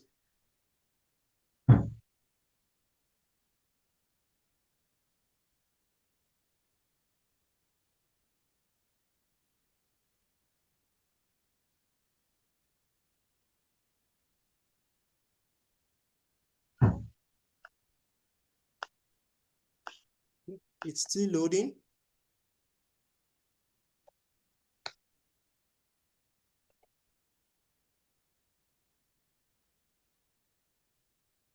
Okay, so it says keep track of who needs to pay you. So I'll scroll down. I'll come to, now there are two ways of setting customers, and I'm going to show us one. Remember, we have 3 customers on that our customer list. I'm going to show us how to create one customer, and we are going to import the remaining 2. Right? So let me click on add customers. Now this add customer will display a form that I can start entering my customer one after the other. Now the import customer button will enable me to import my customer list, and we're going to see how to do that. Let's go to add customer. Now the first thing, what is the currency that this customer is transacting with is Naira? The name of the customer. If it is an individual, you put the title. Is he a Mr. or is he a Miss? Right, so but this is a company, so I'll skip all this first name, last name, middle name, and all. I'll just come to company name. Let me go and pick the name for my Excel file. Come here, go back to my QuickBooks, and I put Alpha Tech Limited. Do you have their email? I'll get their email. As much information as you have, copy the email, come here, enter the email, get their company phone number, get their company phone number from my Excel sheet, come here, enter the company phone number, scroll down, mobile number and phone number is the same thing. If you have the company's fax, their website and so on, keep scrolling down. If you have the company's address, you enter it here, but we won't bother ourselves about that much. Scroll down. If you have the city of the company, the country, and so on. Now keep scrolling down. You come to primary payment method. We'll leave this the way it is for now. Scroll down. Then we have opening balance. Now I'll now go to my Excel sheet, pick that opening balance. The opening balance for that first customer is 400,000. Now enter 400,000 here. Then as of, this should be as at the last day of the last financial year. Remember I explained that for all balance sheet items, when you are setting up your charts of account, when you're entering their name and their account number, their opening balance must be as the last day of the previous financial year. So our last day of our previous financial year was 31st December 2024. Our current financial year, which we are posting transaction on the software, is 2025. So this has to be, the date here has to be 31st of December 2024. So I've selected the date, I click on save. So this is how you manually enter your customers one after the other. But what if your customer list and the balances with their balances is a list of say 100 or 500? You won't want to go through that process of entering it one after the other. So I'm going to show us how to import it. So let me switch to my Excel sheet. So this is our customer list we are working with. As you can see, we are done with the first one. So what I want to do is I want to copy this table. Let me copy this table and put it in another sheet, right? Let me copy this table and put in another sheet. Let me open another sheet and paste that same table. Now I'm pasting it on another sheet. Now I want to delete the first customer because I've entered the information. I have these 2 left. Let me delete this balance now. Now I'm going to, if you have entered just one and you still have a long list of 100, I don't want to manually enter them. Now this is how you do it. Switch back to my software. Let me go back to my software. Now I'll come to this button here where I have, let me go back to my customer list. If I click on this button, customers here, instead of clicking the new customer button, this new customer button would want me to start manually entering the customer detail one step by step as I did for the first customer. You can see the first customer displayed here, but I don't want to do that. I just want to import. So I'll click on this drop down arrow by the right and select import customers. So it's going to display a window for me to import my customers. Now, this is the window, and I'm going to walk us through the step. Now, the first step is for you to upload the file. But before you upload the file, you need to know how must my Excel sheet be structured before I can import my customer list. And to give you a guide, QuickBooks has given you a sample of how your customer list needs to look like.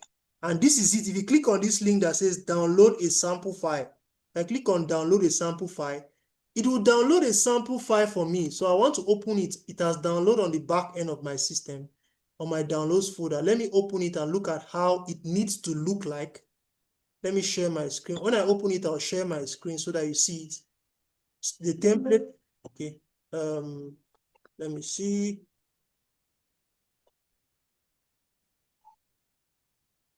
So I'll open it and share my screen now. Let me open. So it's gonna open right away. Okay, let me download it again. So it's gonna open in Excel now.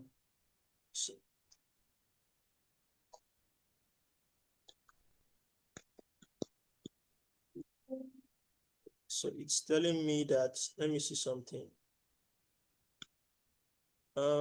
Let me download again. So I want to see something. Open with Excel. Okay, so this is the file. Let me share my screen. So this is the sample that QuickBooks is showing me that my Excel file needs to take. So it's saying that there will be a column for name, company, customer type, email, phone number, and so on. But I must not have this much details. Mobile, website. So let me delete everything on this sheet and I bring in my own. Let me delete all this customer information here and I bring in my own. Remember, my own is just a list of 2 persons. So I want to copy in my own and bring it here.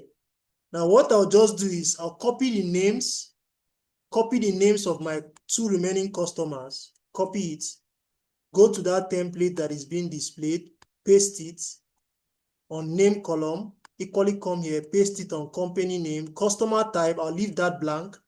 Do I have their emails? Yes, I do. I'll copy their emails, copy the emails, come to this template, paste it. Okay, not there. Paste it. Do I have their phone numbers? Yes, I do. I'll go and get the phone numbers. Copy the phone numbers. Come here, enter it. What information do I have? Let me scroll. Let me keep scrolling.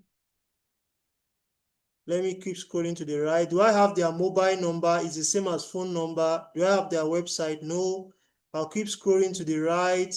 Opening balance, correct. Now, what are their opening balances?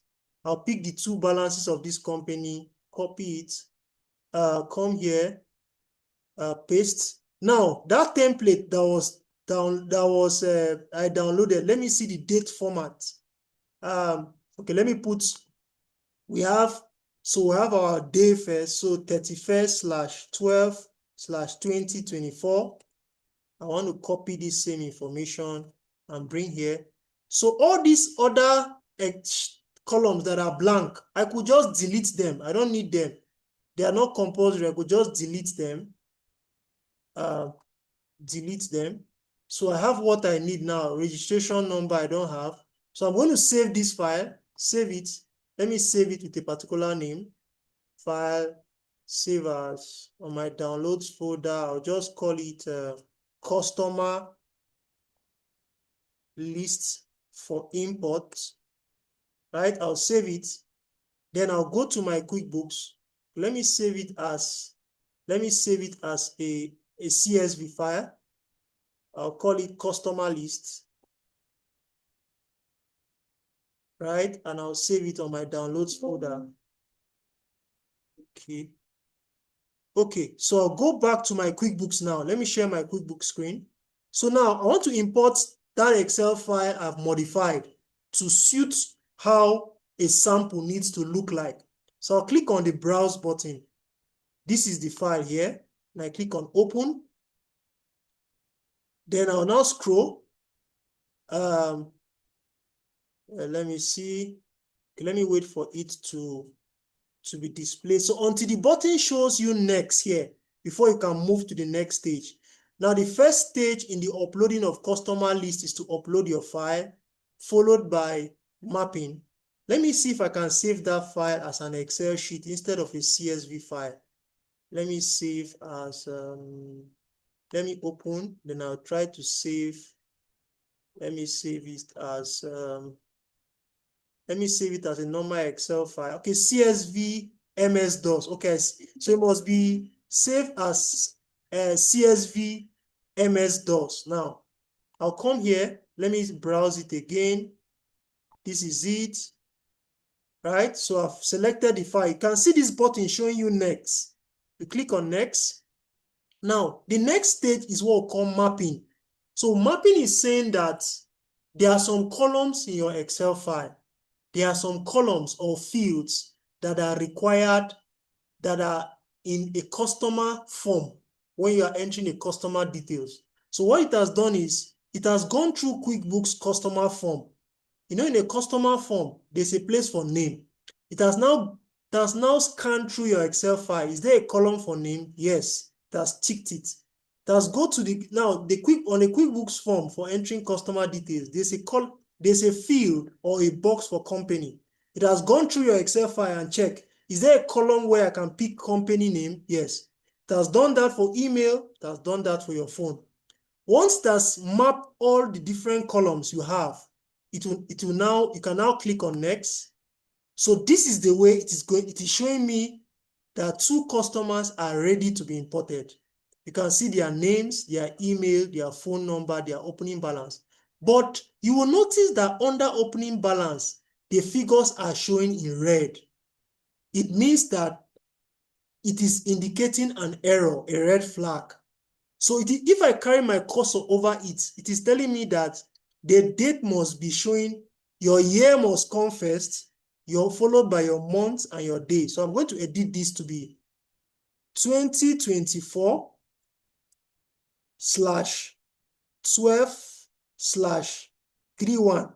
I'm going to put it like that. It's going to work if I copy the same thing here. And if I click on, okay, it's okay, it's followed by a dash. So this has to be a dash. This has to be a dash. So the year, followed by a dash, followed by a month, followed by a dash, then I click on done. Now it says 2 customers successfully imported. So I am done importing my customer list. You can see my customer list now. Their names, their phone number, and their balances. Now, I told us that the word account receivable, if I go back to my chart of accounts now, I will see account receivable, and it's going to show me a total of 4 million plus 6 million plus 1 million, which is 2 million. Let's go to our charts of account and see that. So if I come to all apps, I go to accounting section, and I come to charts of account. there will be an account that has automatically been created in my chart of account called account receivable. Let's scroll down. Can you see account receivable? Can you see? Can you see account receivable? So you see account receivable and you can see 2 million. This is how you import your customer list, right? So we are done with customers. We are done with customer. So this will be the same reasoning will apply for our suppliers list. But meanwhile, let me pause and give room for question so that, and let me know, am I fast? Are you understanding me so that I don't go too fast and leave us behind? Please, if there's a question in regards to what I've just done now, you can unmute your mic, raise your hand and ask me your question, please. Any question? Yes, sir. Please go ahead. Thank you, sir, for the opportunity once again. My question is, for instance, you want to import into an account that maybe you introduce QuickBooks into the organization, let's say 2026, and Go ahead. you want, Yes, go ahead. you want to import your existing transactions. Will it have effects as touching the date? Let's say I didn't start importing it on the 1st of January. Will there be any issue with the dates as it is supposed to be balanced brought forward, or how is that done? Okay. Now, first, let's say you're in 2026 and yes, you want to start importing transactions that happen in 2026. Now, the first thing is you ask your service for your balances. Do you want, okay, you want, if it is 2026, it means you need to get the balances of all your assets, liability, and equities as at 31st of December 2024. That's the first thing. Because if you are starting in January 1st, it means your balances has to be at 31st of December 2025. Now, you can import those transactions. You can. But make sure that you don't import transactions that are before your opening balance. For instance, you're importing transaction in 2026 and your opening balances are all for 31st December 2025. You're on track. But you cannot for instance, you cannot bring your opening balances, for instance, 31st of January 2026, and you want to import transactions that happen in 1st of January 2026. That will not be correct.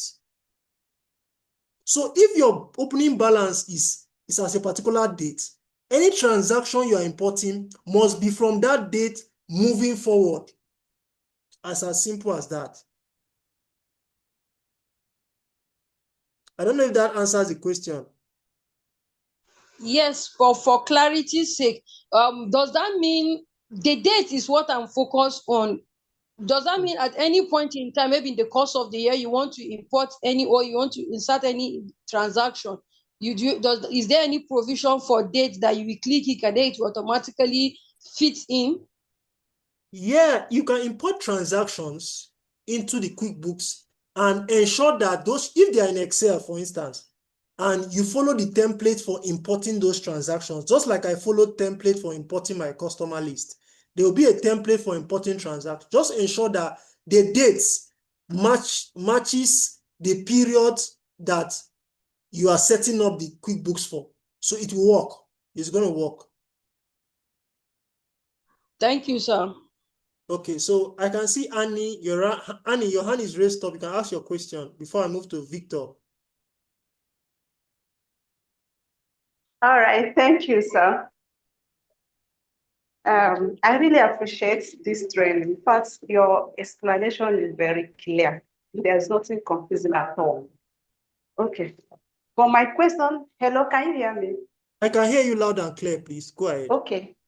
Okay, so my question is for an accountant that wants to work online. Like, for example, I've gotten a company that wants me to work online on their QuickBooks dashboard, but I declined the offer because I don't know how to go about it. In fact, I don't know where to start from.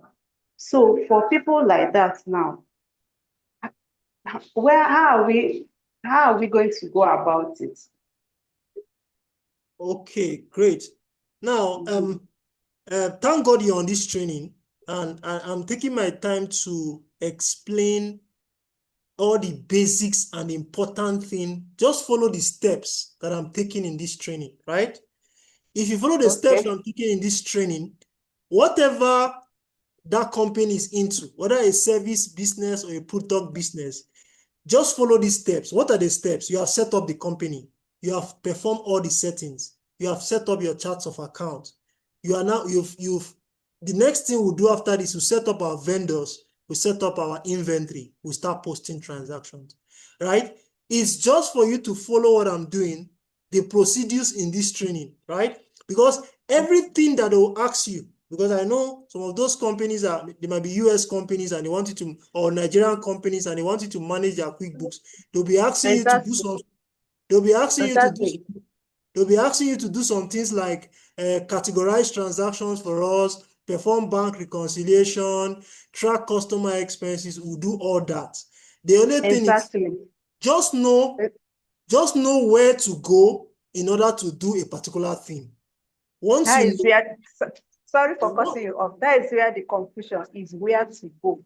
That is where the confusion is. Yeah, so I'm taking my time. So what you do is, thank God the lesson is recorded. You can watch it over and over again. But and always reach out to me. You can reach out to me for assistance, but I'm going to take my time as much as possible to clarify some of those issues. Most of those things that will be asked, yes. So I don't know if thank you so much. I don't know if there's any other hand raised. I saw another hand.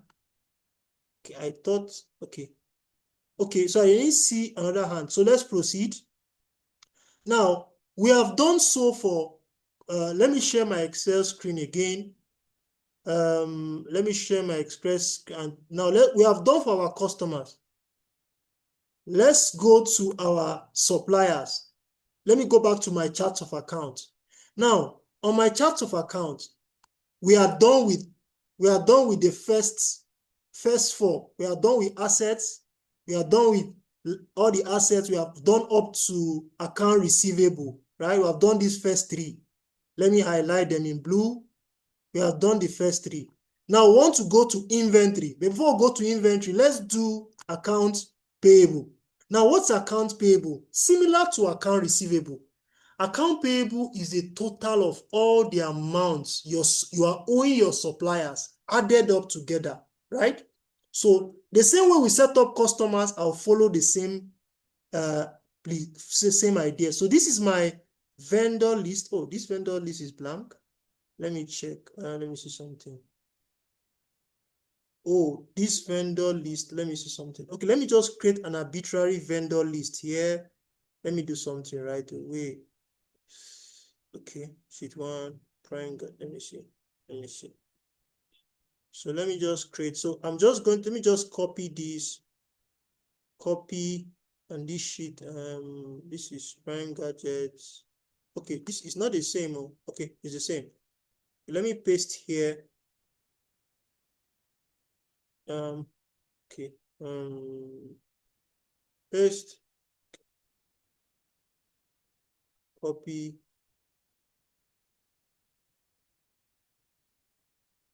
Oh, let me see something. Let me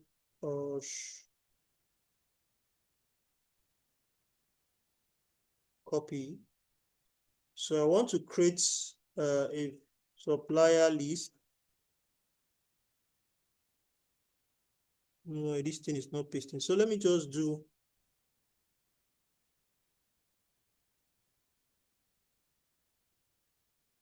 Let me just copy this table. I'll come here. Okay, great. So I want to form a vendors list. Let me call this is vendor name. Vendor name. So let's say we have a company called ABC Limited. It's one of the vendors. Let's say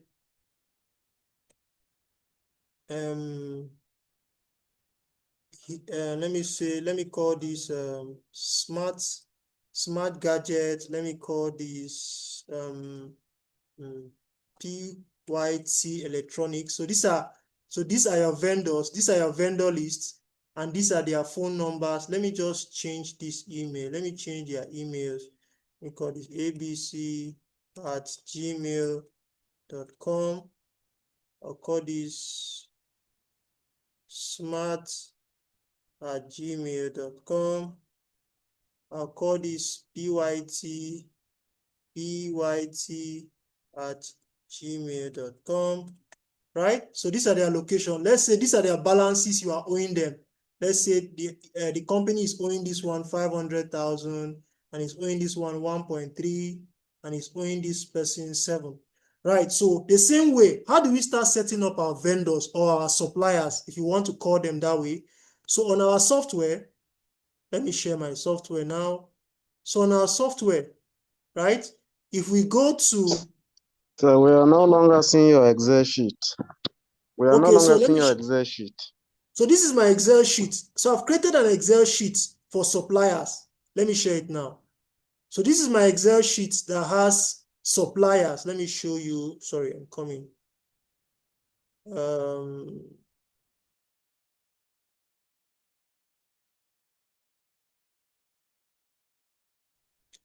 So this is my Excel sheet for my suppliers here. I have 3 suppliers.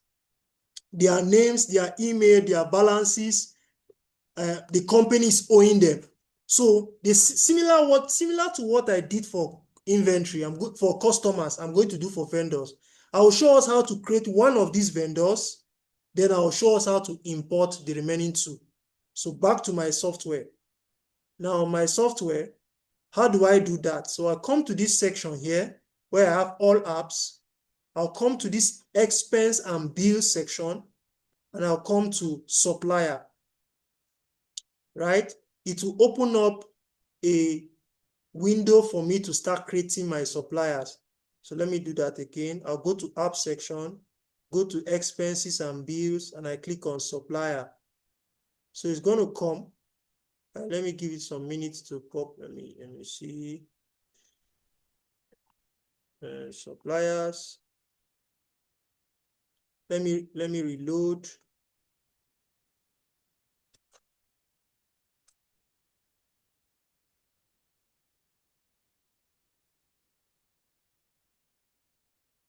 Okay, so just give it some minutes to load. Okay, so it is bringing me to a window for me to start creating my suppliers. So let me wait for it to load.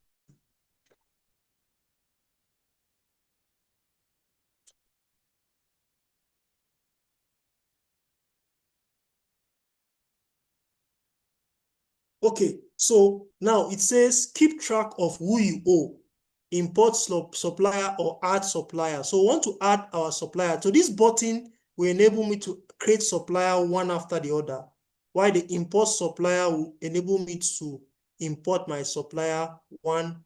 So let me click on add supplier.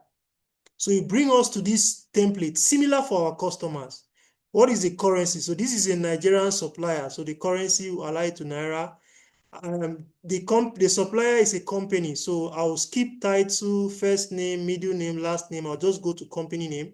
So I'll just pick all these details from my Excel file. So I have ABC Limited. I'll come here, paste the company name. Oh, shit. ABC Limited. See? Oh. So I want to just pick, let me just pick just the company name. Sorry, just the company name. ABC Limited.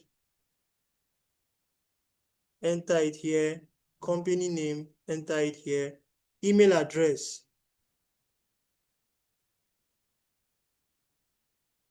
Pick the company email address here. For my Excel sheet, come here and enter the mobile phone number. Get the mobile phone number, copy, The location is Abuja, so enter the phone number. Now, phone number and mobile number are the same. So if I come to address, the city, as much details as you have for the supplier, you enter. Now, I'll scroll down to where I have balance, customer balance, opening balance, right? Opening balance here. So what the company was owing this vendor as at 31st of December 2024 is 500,000. So I'll enter 500,000 here, and that will be for 31st of December 2024. 31st of December 2024. Right? Once I'm done, I'll click on save. So I'm done with that supplier. And you can see the supplier now showing on my supplier list. If I click on suppliers here, I'll see it on my supplier list. But now, assuming now I still have 2 more. In your own case, you might have 10 more, 100 more, as the case may be. You might want to import them rather than entering them one after the other. So on this button, you can see at the top right, called New Supplier. By the right, you click on this drop-down arrow and click on Import Supplier. Now, I need to follow a particular template, similar to how that of what we did for customers. So let me look at the sample of that template. It's the same. It's the same with customer. The only thing I'll just go to that same list I did. Just this same list I used for importing my customer list. I'll just change where I have these details for customers. I'll delete it and enter my supplier's details. So I have on that supplier sheet, let me copy their names. I'll go to that template, enter it here, repeat the same thing for company name. Customer type, I can leave it blank. I'll go to their email, pick the email address. I'll pick their email address, copy it. I'll come to my template, I'll paste, go to the Excel file, pick their phone numbers, come to my Excel file and paste. Then opening balance, pick their opening balances, come to my Excel file and paste. Then for dates, remember, it has to be as at the last day of the last financial year. So I'll start by entering the year, followed by a dash with the month, followed by the day. So I'm going to copy this and paste in the remaining 2 boxes. So I'll save this sheet now as supplier list. I'll save it as supplier list. So instead of customer list now, I'll call it supplier list. And I'll save. Okay, I'll now come to my QuickBooks. Let me share my QuickBooks screen now. So my QuickBooks now, I'll click on this browse button. Select my supplier Excel file, click on open. Click the next button. Once this has shown me a preview of the file I've imported, I'll click on next. Now it has done the mapping. I explained this mapping when we're talking about customers. Click on next. Now it has now displayed the 3 customers. Now remember, the first customer, I've manually entered it. So if I redo this one again, it's going to be repetition. So let me delete this. Duplicated. Okay. Thank you, sir. Yes, it's going to be duplicated. Let me delete this first one because I've entered it manually. So let me delete it. So that I'll have just the 2, sorry, to be duplication. So let me click on import and see a name is required. Okay, okay, let me go back. Let me edit that my sheet and redo the import again. Let me go back to that my sheet. This is my sheet here, right? Let me share my sheet. I want to, on this my sheet now, I want to remove this first person. Let me remove this first person because I've entered it manually. Let me save my file again. Go back to my software. Go back to my software now. Let me go back to step 1. Let me start the importation process again. So come to this button here. Beside new supplier, click on import supplier. Look for the file, browse the file. This is my supplier list here. Click on open. Then I'll come here, click on next. Click on next again. Then I'll now click on import. Right? Now you can see 2 of 2 suppliers list imported. Now my total supplier list is now showing here and their balances. If I add 500,000 plus 700,000, that's 1.2. If I add 1.3, that will give me 2.5. What this means is if I go to my chart of account, I'll see an account created for me called account payable, and it will have the figure 2.5. So let's go to our chart of account. You come to this all apps section, go to accounting, chart of account. So it's going to open my chart of account. I can equally just come here. So it's going to open and I'm going to see on my chart of account showing me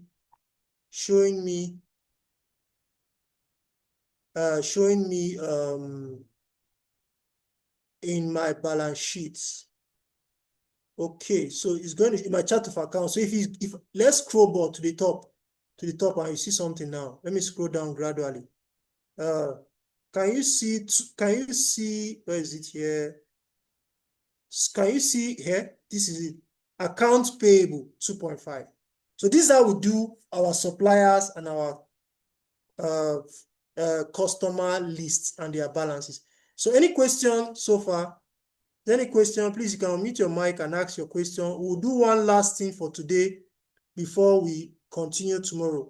And what we're doing last is how to create our inventory. Then I'll use the opportunity to answer the question that someone asked about how to create service and how to create a company that's into goods and company that's into a service. So any question before we do that lastly for today? And then please, if you have your question, you can ask.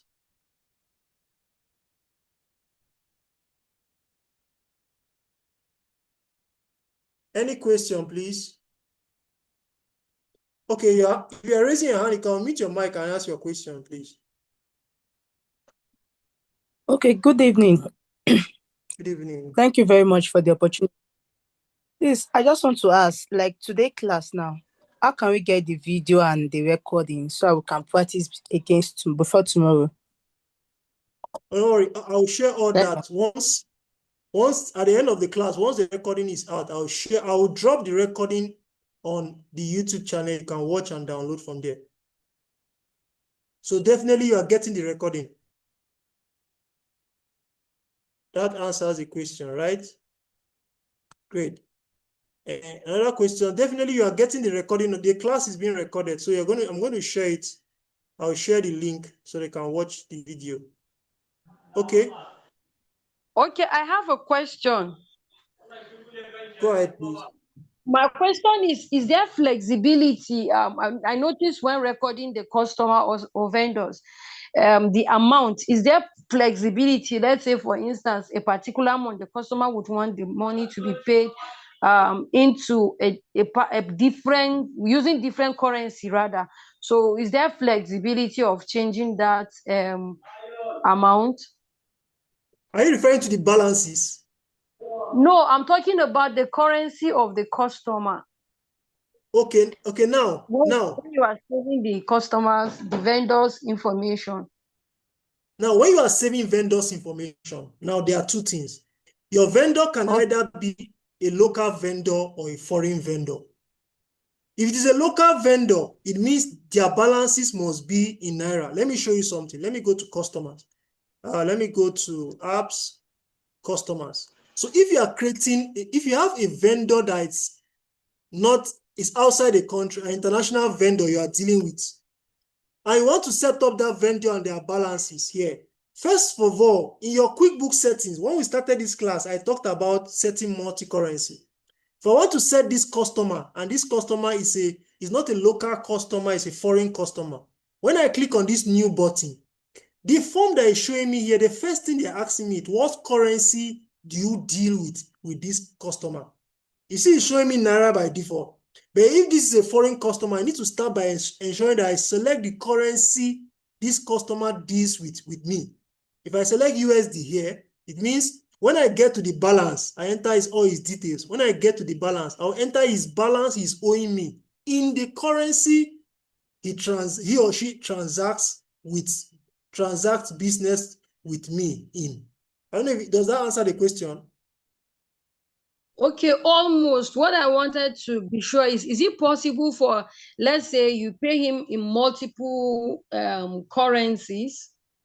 Okay, So when it comes to balances, when it comes to balance, every customer must have just one currency you are recording their balances with.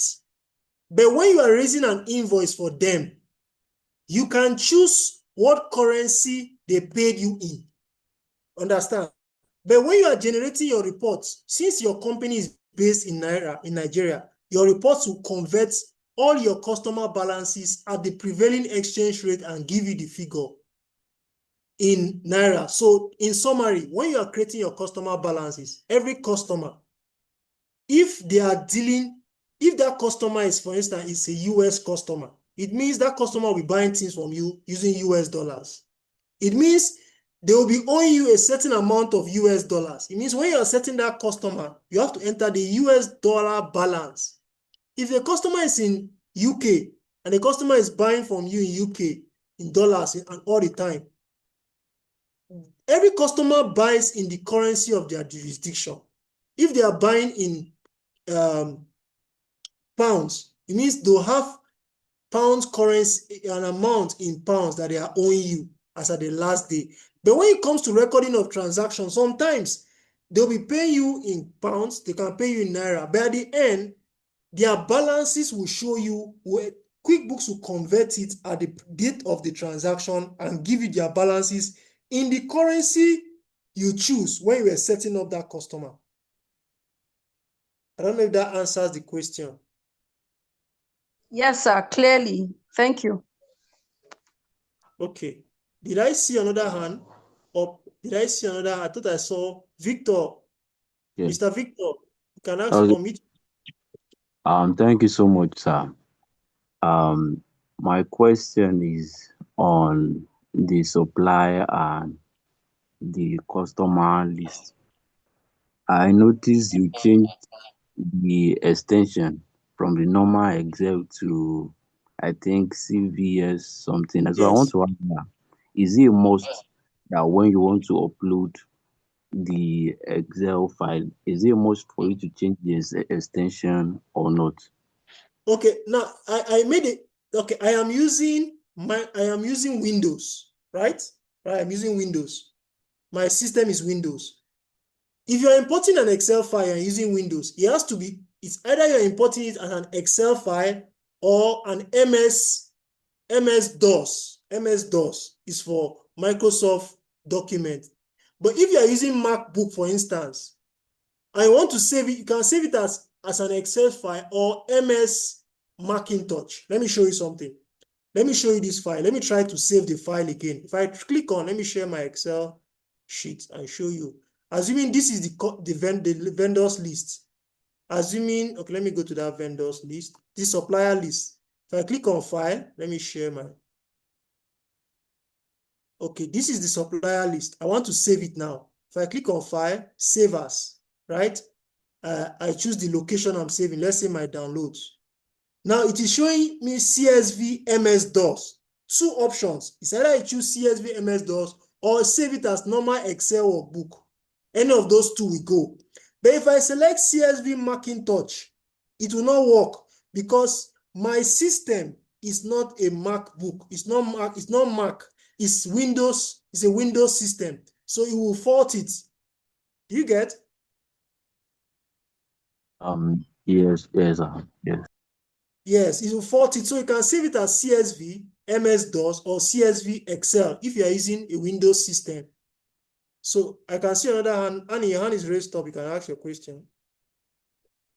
Okay. My question is what the woman asked concerning the currency. I want to ask when we are doing this setting initially, you mentioned that we can choose multiple currency. Yes.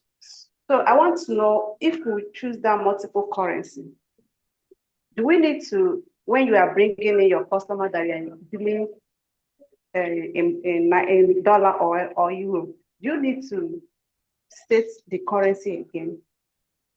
Yes, you need to state the currency. Let me show you now. Let's assume I want to set up a customer that is based in US. Now, if I come to all apps and I come to customer hub and I select customer, it was already showing me here, Seth.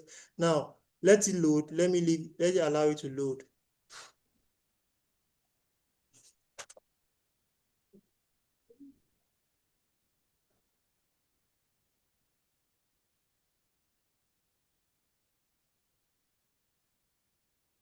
Okay, yeah, let me allow it to load. Okay, now if I click on this new button, right?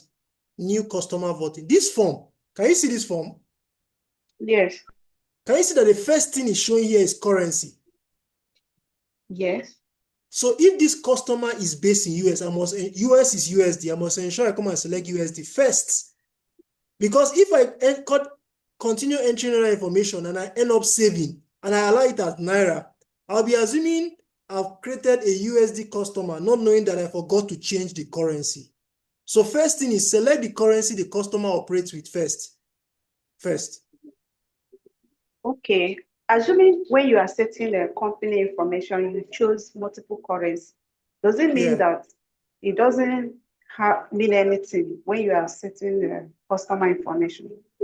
So that multiple currency we activated when we're doing our settings helps us in three areas. One, to be able to set up our bank account. If we have a bank account that is in a domiciliary account, that is in an account other than Naira or any other currency, that's what that multi-currency first, that's what it does for us. Secondly, it allows us to be able to create a vendor or a customer that is in another currency other than Naira. That's what that multi-currency does. So had it been I did not activate that multi-currency when we're doing our settings, if I try to create a customer, the only option I'll be seeing will be Naira. Same for vendor. Same for my bank account. Do you get? Yes. Okay. So now the last thing we want to do now is how to create our products and our service. And I remember there's someone who asked a question. How do we set up a service and how do you set up a product? Now let me share my Excel file. Share my Excel file. So this is my Excel file. Let me share, not this one.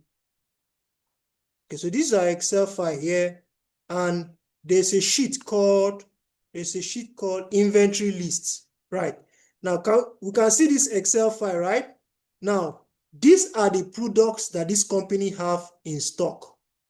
Let me even put the dates. Right, let me put the date here. So these are their products that they have. -12 -31st. So as at 31st of December 2024, which is the last day of their last financial year, they have these different products on hand. So they have Samsung Galaxy phone. This is the unit sales price, the unit cost price, the quantity on hand, and the date. Right? Same for the different products. Now they have 3 physical products and they have 1 service. So on this column where you have type, let me highlight this column. On this column where you have type, you can see the word inventory, and service. These first 3 are physical products. Of course, a Samsung phone, laptop, those are things you can touch. The last item here is a service, labor laptop repair service. So I'm going to show us how to create one of the product and one of the service. Then the two remaining products, we import them. Now let's go to our QuickBooks. Now, how do we start creating our products?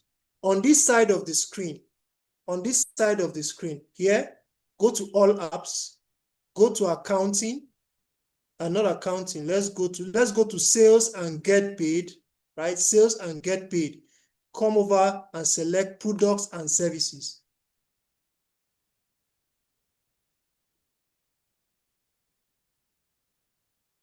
Okay. Okay, let me click on it again. So let me give it some time to load.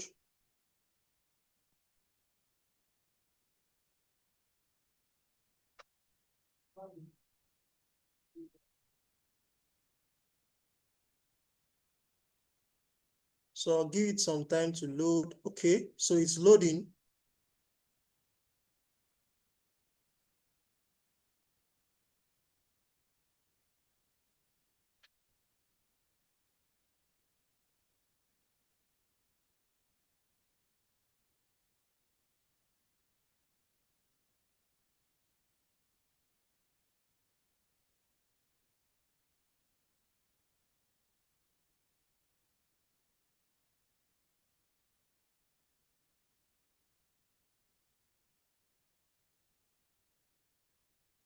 Okay, it's still loading.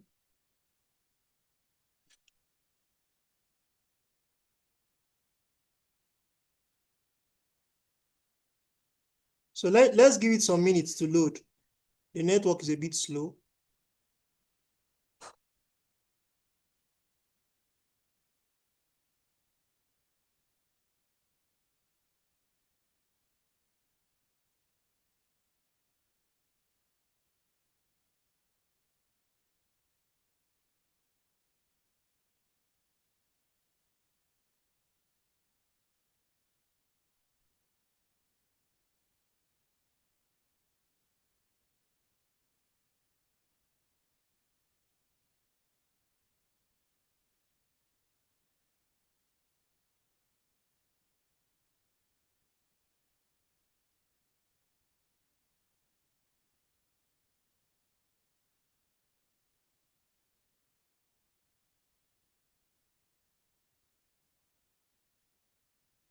So let's just give it some time to load.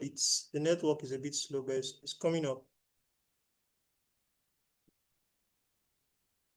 And meanwhile, any questions so far while it is loading? Any question? I have a question, sir. Go ahead, please. Yeah. Please, I missed the aspects whereby we sign up into the QuickBook Online.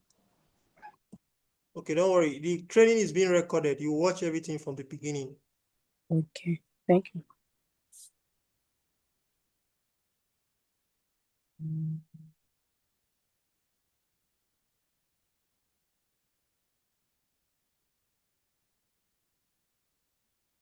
Hello, sir.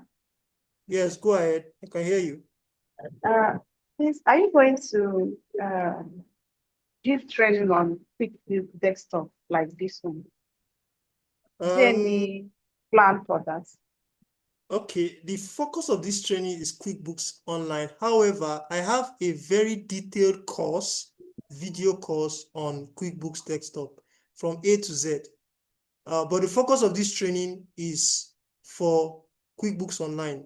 This is it's a free training. It covers just QuickBooks Online. However, I have a complete video course on QuickBooks Desktop that takes you from setting it, installing, to a detailed training on QuickBooks Desktop, but it's in the form of a video course. Well, our focus is just QuickBooks Online here. Yeah. Is there Hello, going to be kind of support after this may I say training something? course? Okay, sorry. Let me hear one person at a time. The person that asked the first question, are you satisfied with my response? Yes, but I also want to know after this training, is there going to be kind of support? Because I'm sure we'll need more questions. Might have Yeah, questions. true. Yeah, the group is still open. and my contact is on the group, right? I'll share my contact. You can always reach out to me for support and questions. No, definitely, sure. Thank you. Okay. Okay. Mr. Ben, yes. Mr. Hello, Ben, sir. yes, go ahead. All right, thank you very much. I really want to appreciate you for this initiative. It is a very, very good one, and we really appreciate it because this is a that some people are collecting thousands to be able to teach you, and you are giving it for us for free. But I don't know, sir, aside from, because I know that softwares that a lot, Your I line don't is know breaking. whether you, Your line is breaking. Can you take it again? Your line is breaking somehow. hello, sir. Yes, I can hear you. Okay. And like I said I don't know whether for you to look at another set of accounting softwares apart from QuickBooks, maybe like Sage, or I don't know whether there is a kind of prospective plan towards that, sir. We would really love to have more of this from your side, sir. Thank you. It's Okay. a Yeah. So the thing is, this training is free, right, on QuickBooks Online. I do have, definitely I will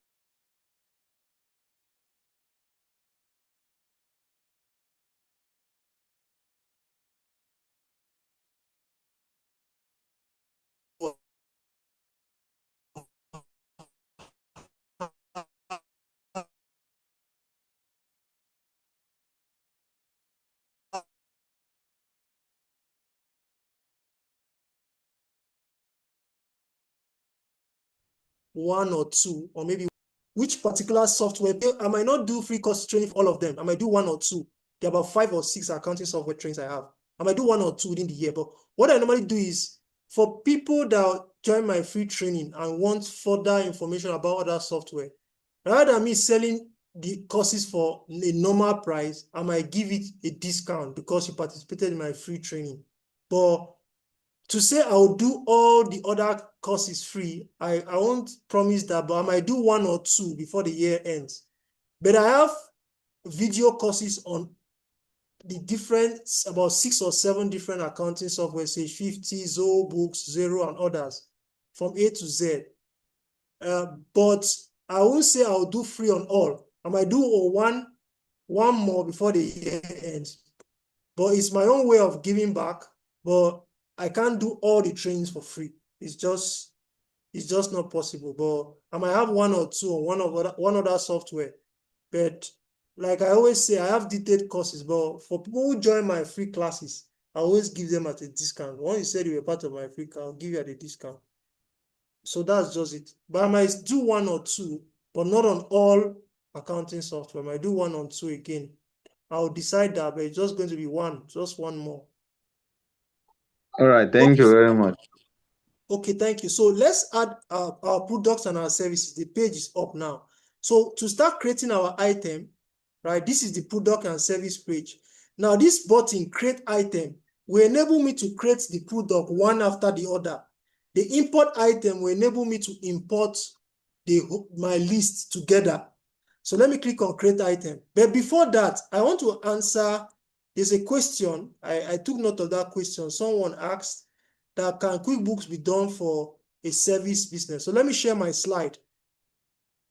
So I want to talk about the different kinds of products and services you can set up on QuickBooks. I hope you can see my slide now. I'll switch to my slide. Now, when you are setting up inventory on QuickBooks, there are 3 categories of, let me not use the word products and services. You can set up an inventory. When you select inventory, when you go to product and service menu on your QuickBooks and you select inventory, it means you are talking about a product you buy and you sell, and you can track their quantity. Now, when you talk of non-inventory, you're talking of products you buy and sell, but you don't need to track their quantity, right? Then we have service. A service are services that you provide to customers, those things that you cannot touch. Now, a bundle is a collection of a product and or a service, right? So let's look at that practically. Let me go to my QuickBooks.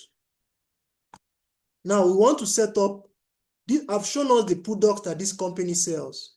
These are the products that this company sells here. Now, the first is Samsung Galaxy. Now, that's a physical product, something you can touch. Now, let me go to my software. Let me share my software. Okay, so if I come here, the name of the product, let me pick the name of the product, copy the name. I'll come here, Samsung Galaxy, item type. Now, this is where I answer that person. I think it's Eche. Someone asked that question. If I come to item type here, I'll select, is it a service? Is it an inventory or is it a non? So this is an inventory item. So assuming this company is a service-based industry, let's say they're into insurance service, and one of the insurance product is life insurance. So if I enter the word life insurance here, if I come to item type, I'll select the word service. As easy as that. If they are selling physical product, when you enter the name of a product, when you come to item type, you select inventory item. SKU. Let's forget about SKU. Simply means stock keeping units, right? It could be in cartons, it could be in kilograms, whatever. But let's just leave it blank. Now let's scroll. Then this is where you add the image of the product. You scroll down. What category? You know, let's say this company, they sell different kinds of products: electronics, computer hardwares, books. So you first of all start by setting up your different categories. Then when you are creating this item, if you click this drop down arrow, you see the list of categories. You select the category that this particular product inventory item falls under. Now let's continue. Inventory quantity on hand. What quantity do you have on hand? So on my Excel sheet, that Samsung Galaxy phone, I have 50 units on hand. So I'll enter 50 here. Then the dates, as of which date? Remember, all our closing balances for our balance sheet item, assets, liability, and equity has to be as at the last day of the last financial year. So this is going to be 31st of December 2024. I'll scroll down. Reorder point. Let me explain reorder point. Now, when you're keeping track of inventory management, there's what we call reorder points. Reorder point is saying that at what level, at what quantity level must your product reach before you restock. So if I say my reorder point is 100, it will not work. I can't have quantity on hand 50 and my reorder point is 100. If I say my reorder point is 20, what it means is whenever my product, these products in the store that we have on hand gets to 20, we should reorder, we should add more products to that 20. So it is the lowest level which your product must get before you reorder. Let's just leave it at 20, for instance. Then what is the inventory asset account? This is where you go to your inventory, your chart of account. There's already an account that exists by default called inventory and inventory assets. You can select any of the two. I'll just select inventory. I'll scroll down. Sales description. You can still repeat the name of the product here. Now the price / the rates. This is where you enter the unit selling price of that product. How much do you sell a unit of that Samsung Galaxy? 350. So I'll enter 350 here. Now, income account. Income account is saying that what account in your chart of account will be tracking sales of that product. So we have an account called sales. In our chart of account, that brings me back to my chart of account. In my chart of account, let me go back to my chart of account. Remember, we have created inventory, accounts payable. We have done with these ones. In my chart of account, there's an account called revenue, and it is 401, right? So I'll use this opportunity while I am on this product form and create my revenue account. So if I click here, I see that that account does not exist. But I can click on the Add New button. It will take me to that form that I normally use in creating my chart of account. You take me to that form. I can quickly set up my revenue on the go. So let it load.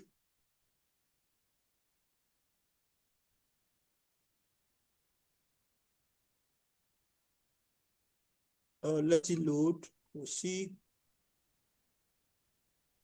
Okay, so I'll call it, the name of that account is sales revenue. So I'll call it sales revenue.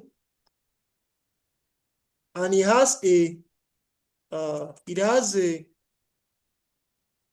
an account number of what? Let me see. 4001, correct? 4001, right? Account type is income account. Detail type is, let me call it revenue general. Description, this is where you enter the description. Once you are done, remember this is an income account, so you don't need to enter the balance. Remember, we enter balances only for balance sheet item. So you can click on save, and it's going to save it. Then I'll scroll down. Under the purchase section, purchase description, I can still repeat the name of the product here. I can still repeat the name of the product here. So this is showing me how the product would display when I raise a purchase order. Let me copy. Okay, purchase cost. So what's the cost price per unit? It is 300,000. So what account tracks cost of sales? So expense account is saying whenever you buy this product, what account will be tracking the cost of sales? We have an account called, in our chart of account called, we don't have cost of sales. So I can just maintain this one. What I'll do is I'll click on add new. Let me click on add new.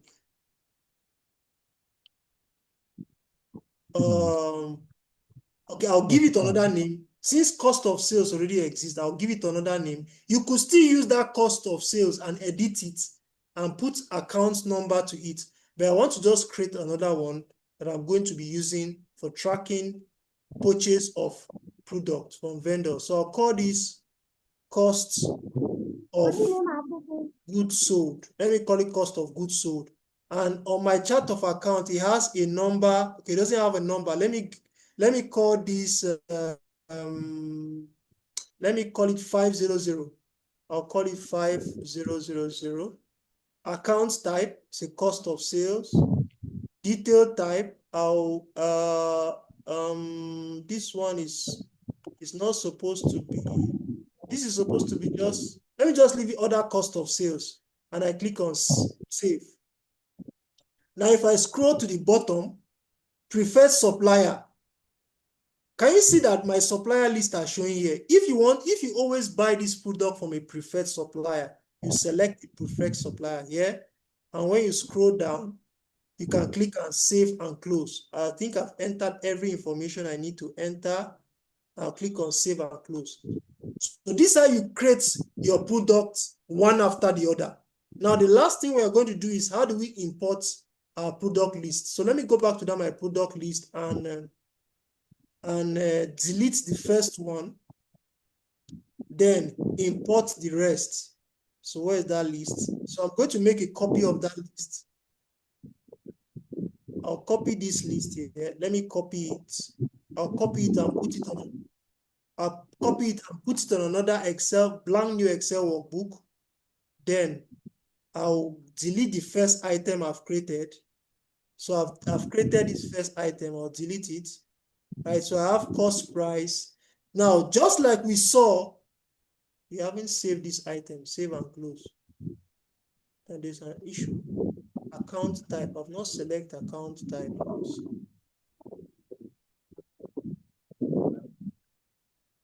Okay, cost of. Okay, let me allow this to be cost of sales. I'll put the number later. Save. Something went wrong. Please try again later. See. Oh, something went wrong. Please try again later. Okay. think my network is misbehaving. Okay. So let me just put a number here. Okay, so I think for now, let me not save, let me just cancel. But now we now get the whole idea of how to create products and services. Okay, we have gone past our time by 19 minutes. Tomorrow class will start off from where we end by creating our products and services. But meanwhile, let me entertain questions, then we'll end here for today. So I can stop sharing. Let me see. Okay, so questions, please. Questions.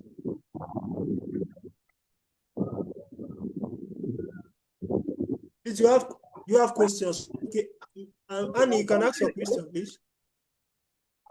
Okay. Go ahead. I still have question on creating services, creating accounts. Yeah. My question is, what if someone that is offering more than one services? For example, an accountant that is offering accounting services, auditing, tax, and also CSC services. How are you going to bring all these services? You can set up all of them and just know, you can set all of them up and put their prices. If, for example, you say for CSC service, you know, I know sometimes CSC service doesn't have the same price. Sometimes the price you charge for registering a business name, you could just set up your different category of CSC services and their prices, right? Set up a different category of CSC and their prices as a service. Set up your different accounting services and their prices. That does not mean that when you are trying to raise an invoice, you cannot edit those prices. You can always edit them at any time. Oh, okay. Yes. You can set them up. I will show you that maybe in tomorrow's class. I'll show you that. All right. Okay. Thank you so much.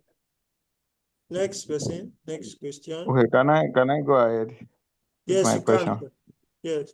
Okay, thank you.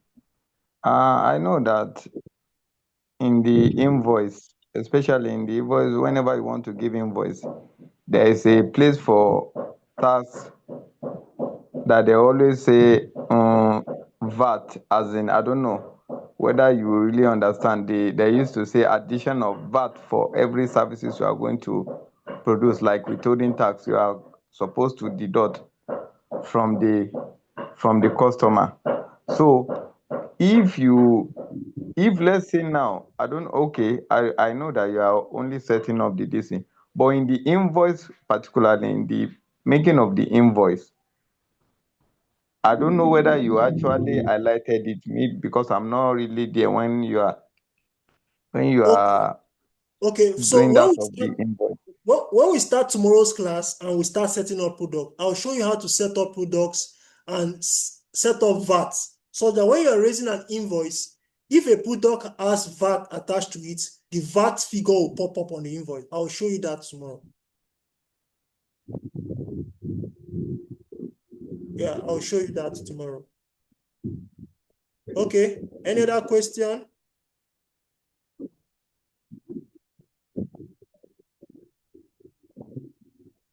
Any other question?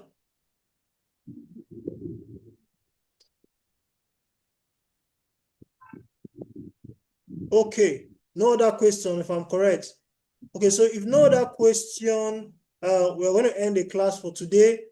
So you're going to get the recording before the end of today. So before the end of today, the recording will be shared. So what I normally do is to put the recording on our YouTube channel, so that you can always view and you can always download directly from the YouTube channel. So I'll drop the videos, the recordings will be available, and the link will be shared before the end of today. So before I go to bed today, I'll drop the recording, I'll upload it, and I'll share it for us so that we can practice ahead of tomorrow's class. So So thank you very much. So one last thing, please just drop a feedback for me on the WhatsApp group. What do you think about my presentation? Just give me a feedback about today's class. And I'll appreciate if I can have as much feedback as possible regards to the training. You can just drop your feedback for me, a word or two on the WhatsApp group, and I'll appreciate it so much. Thank you so much for being part of today's class. Thank you for your time. See you tomorrow, same time. Good night. Thank you so much. Really appreciate your service. Okay.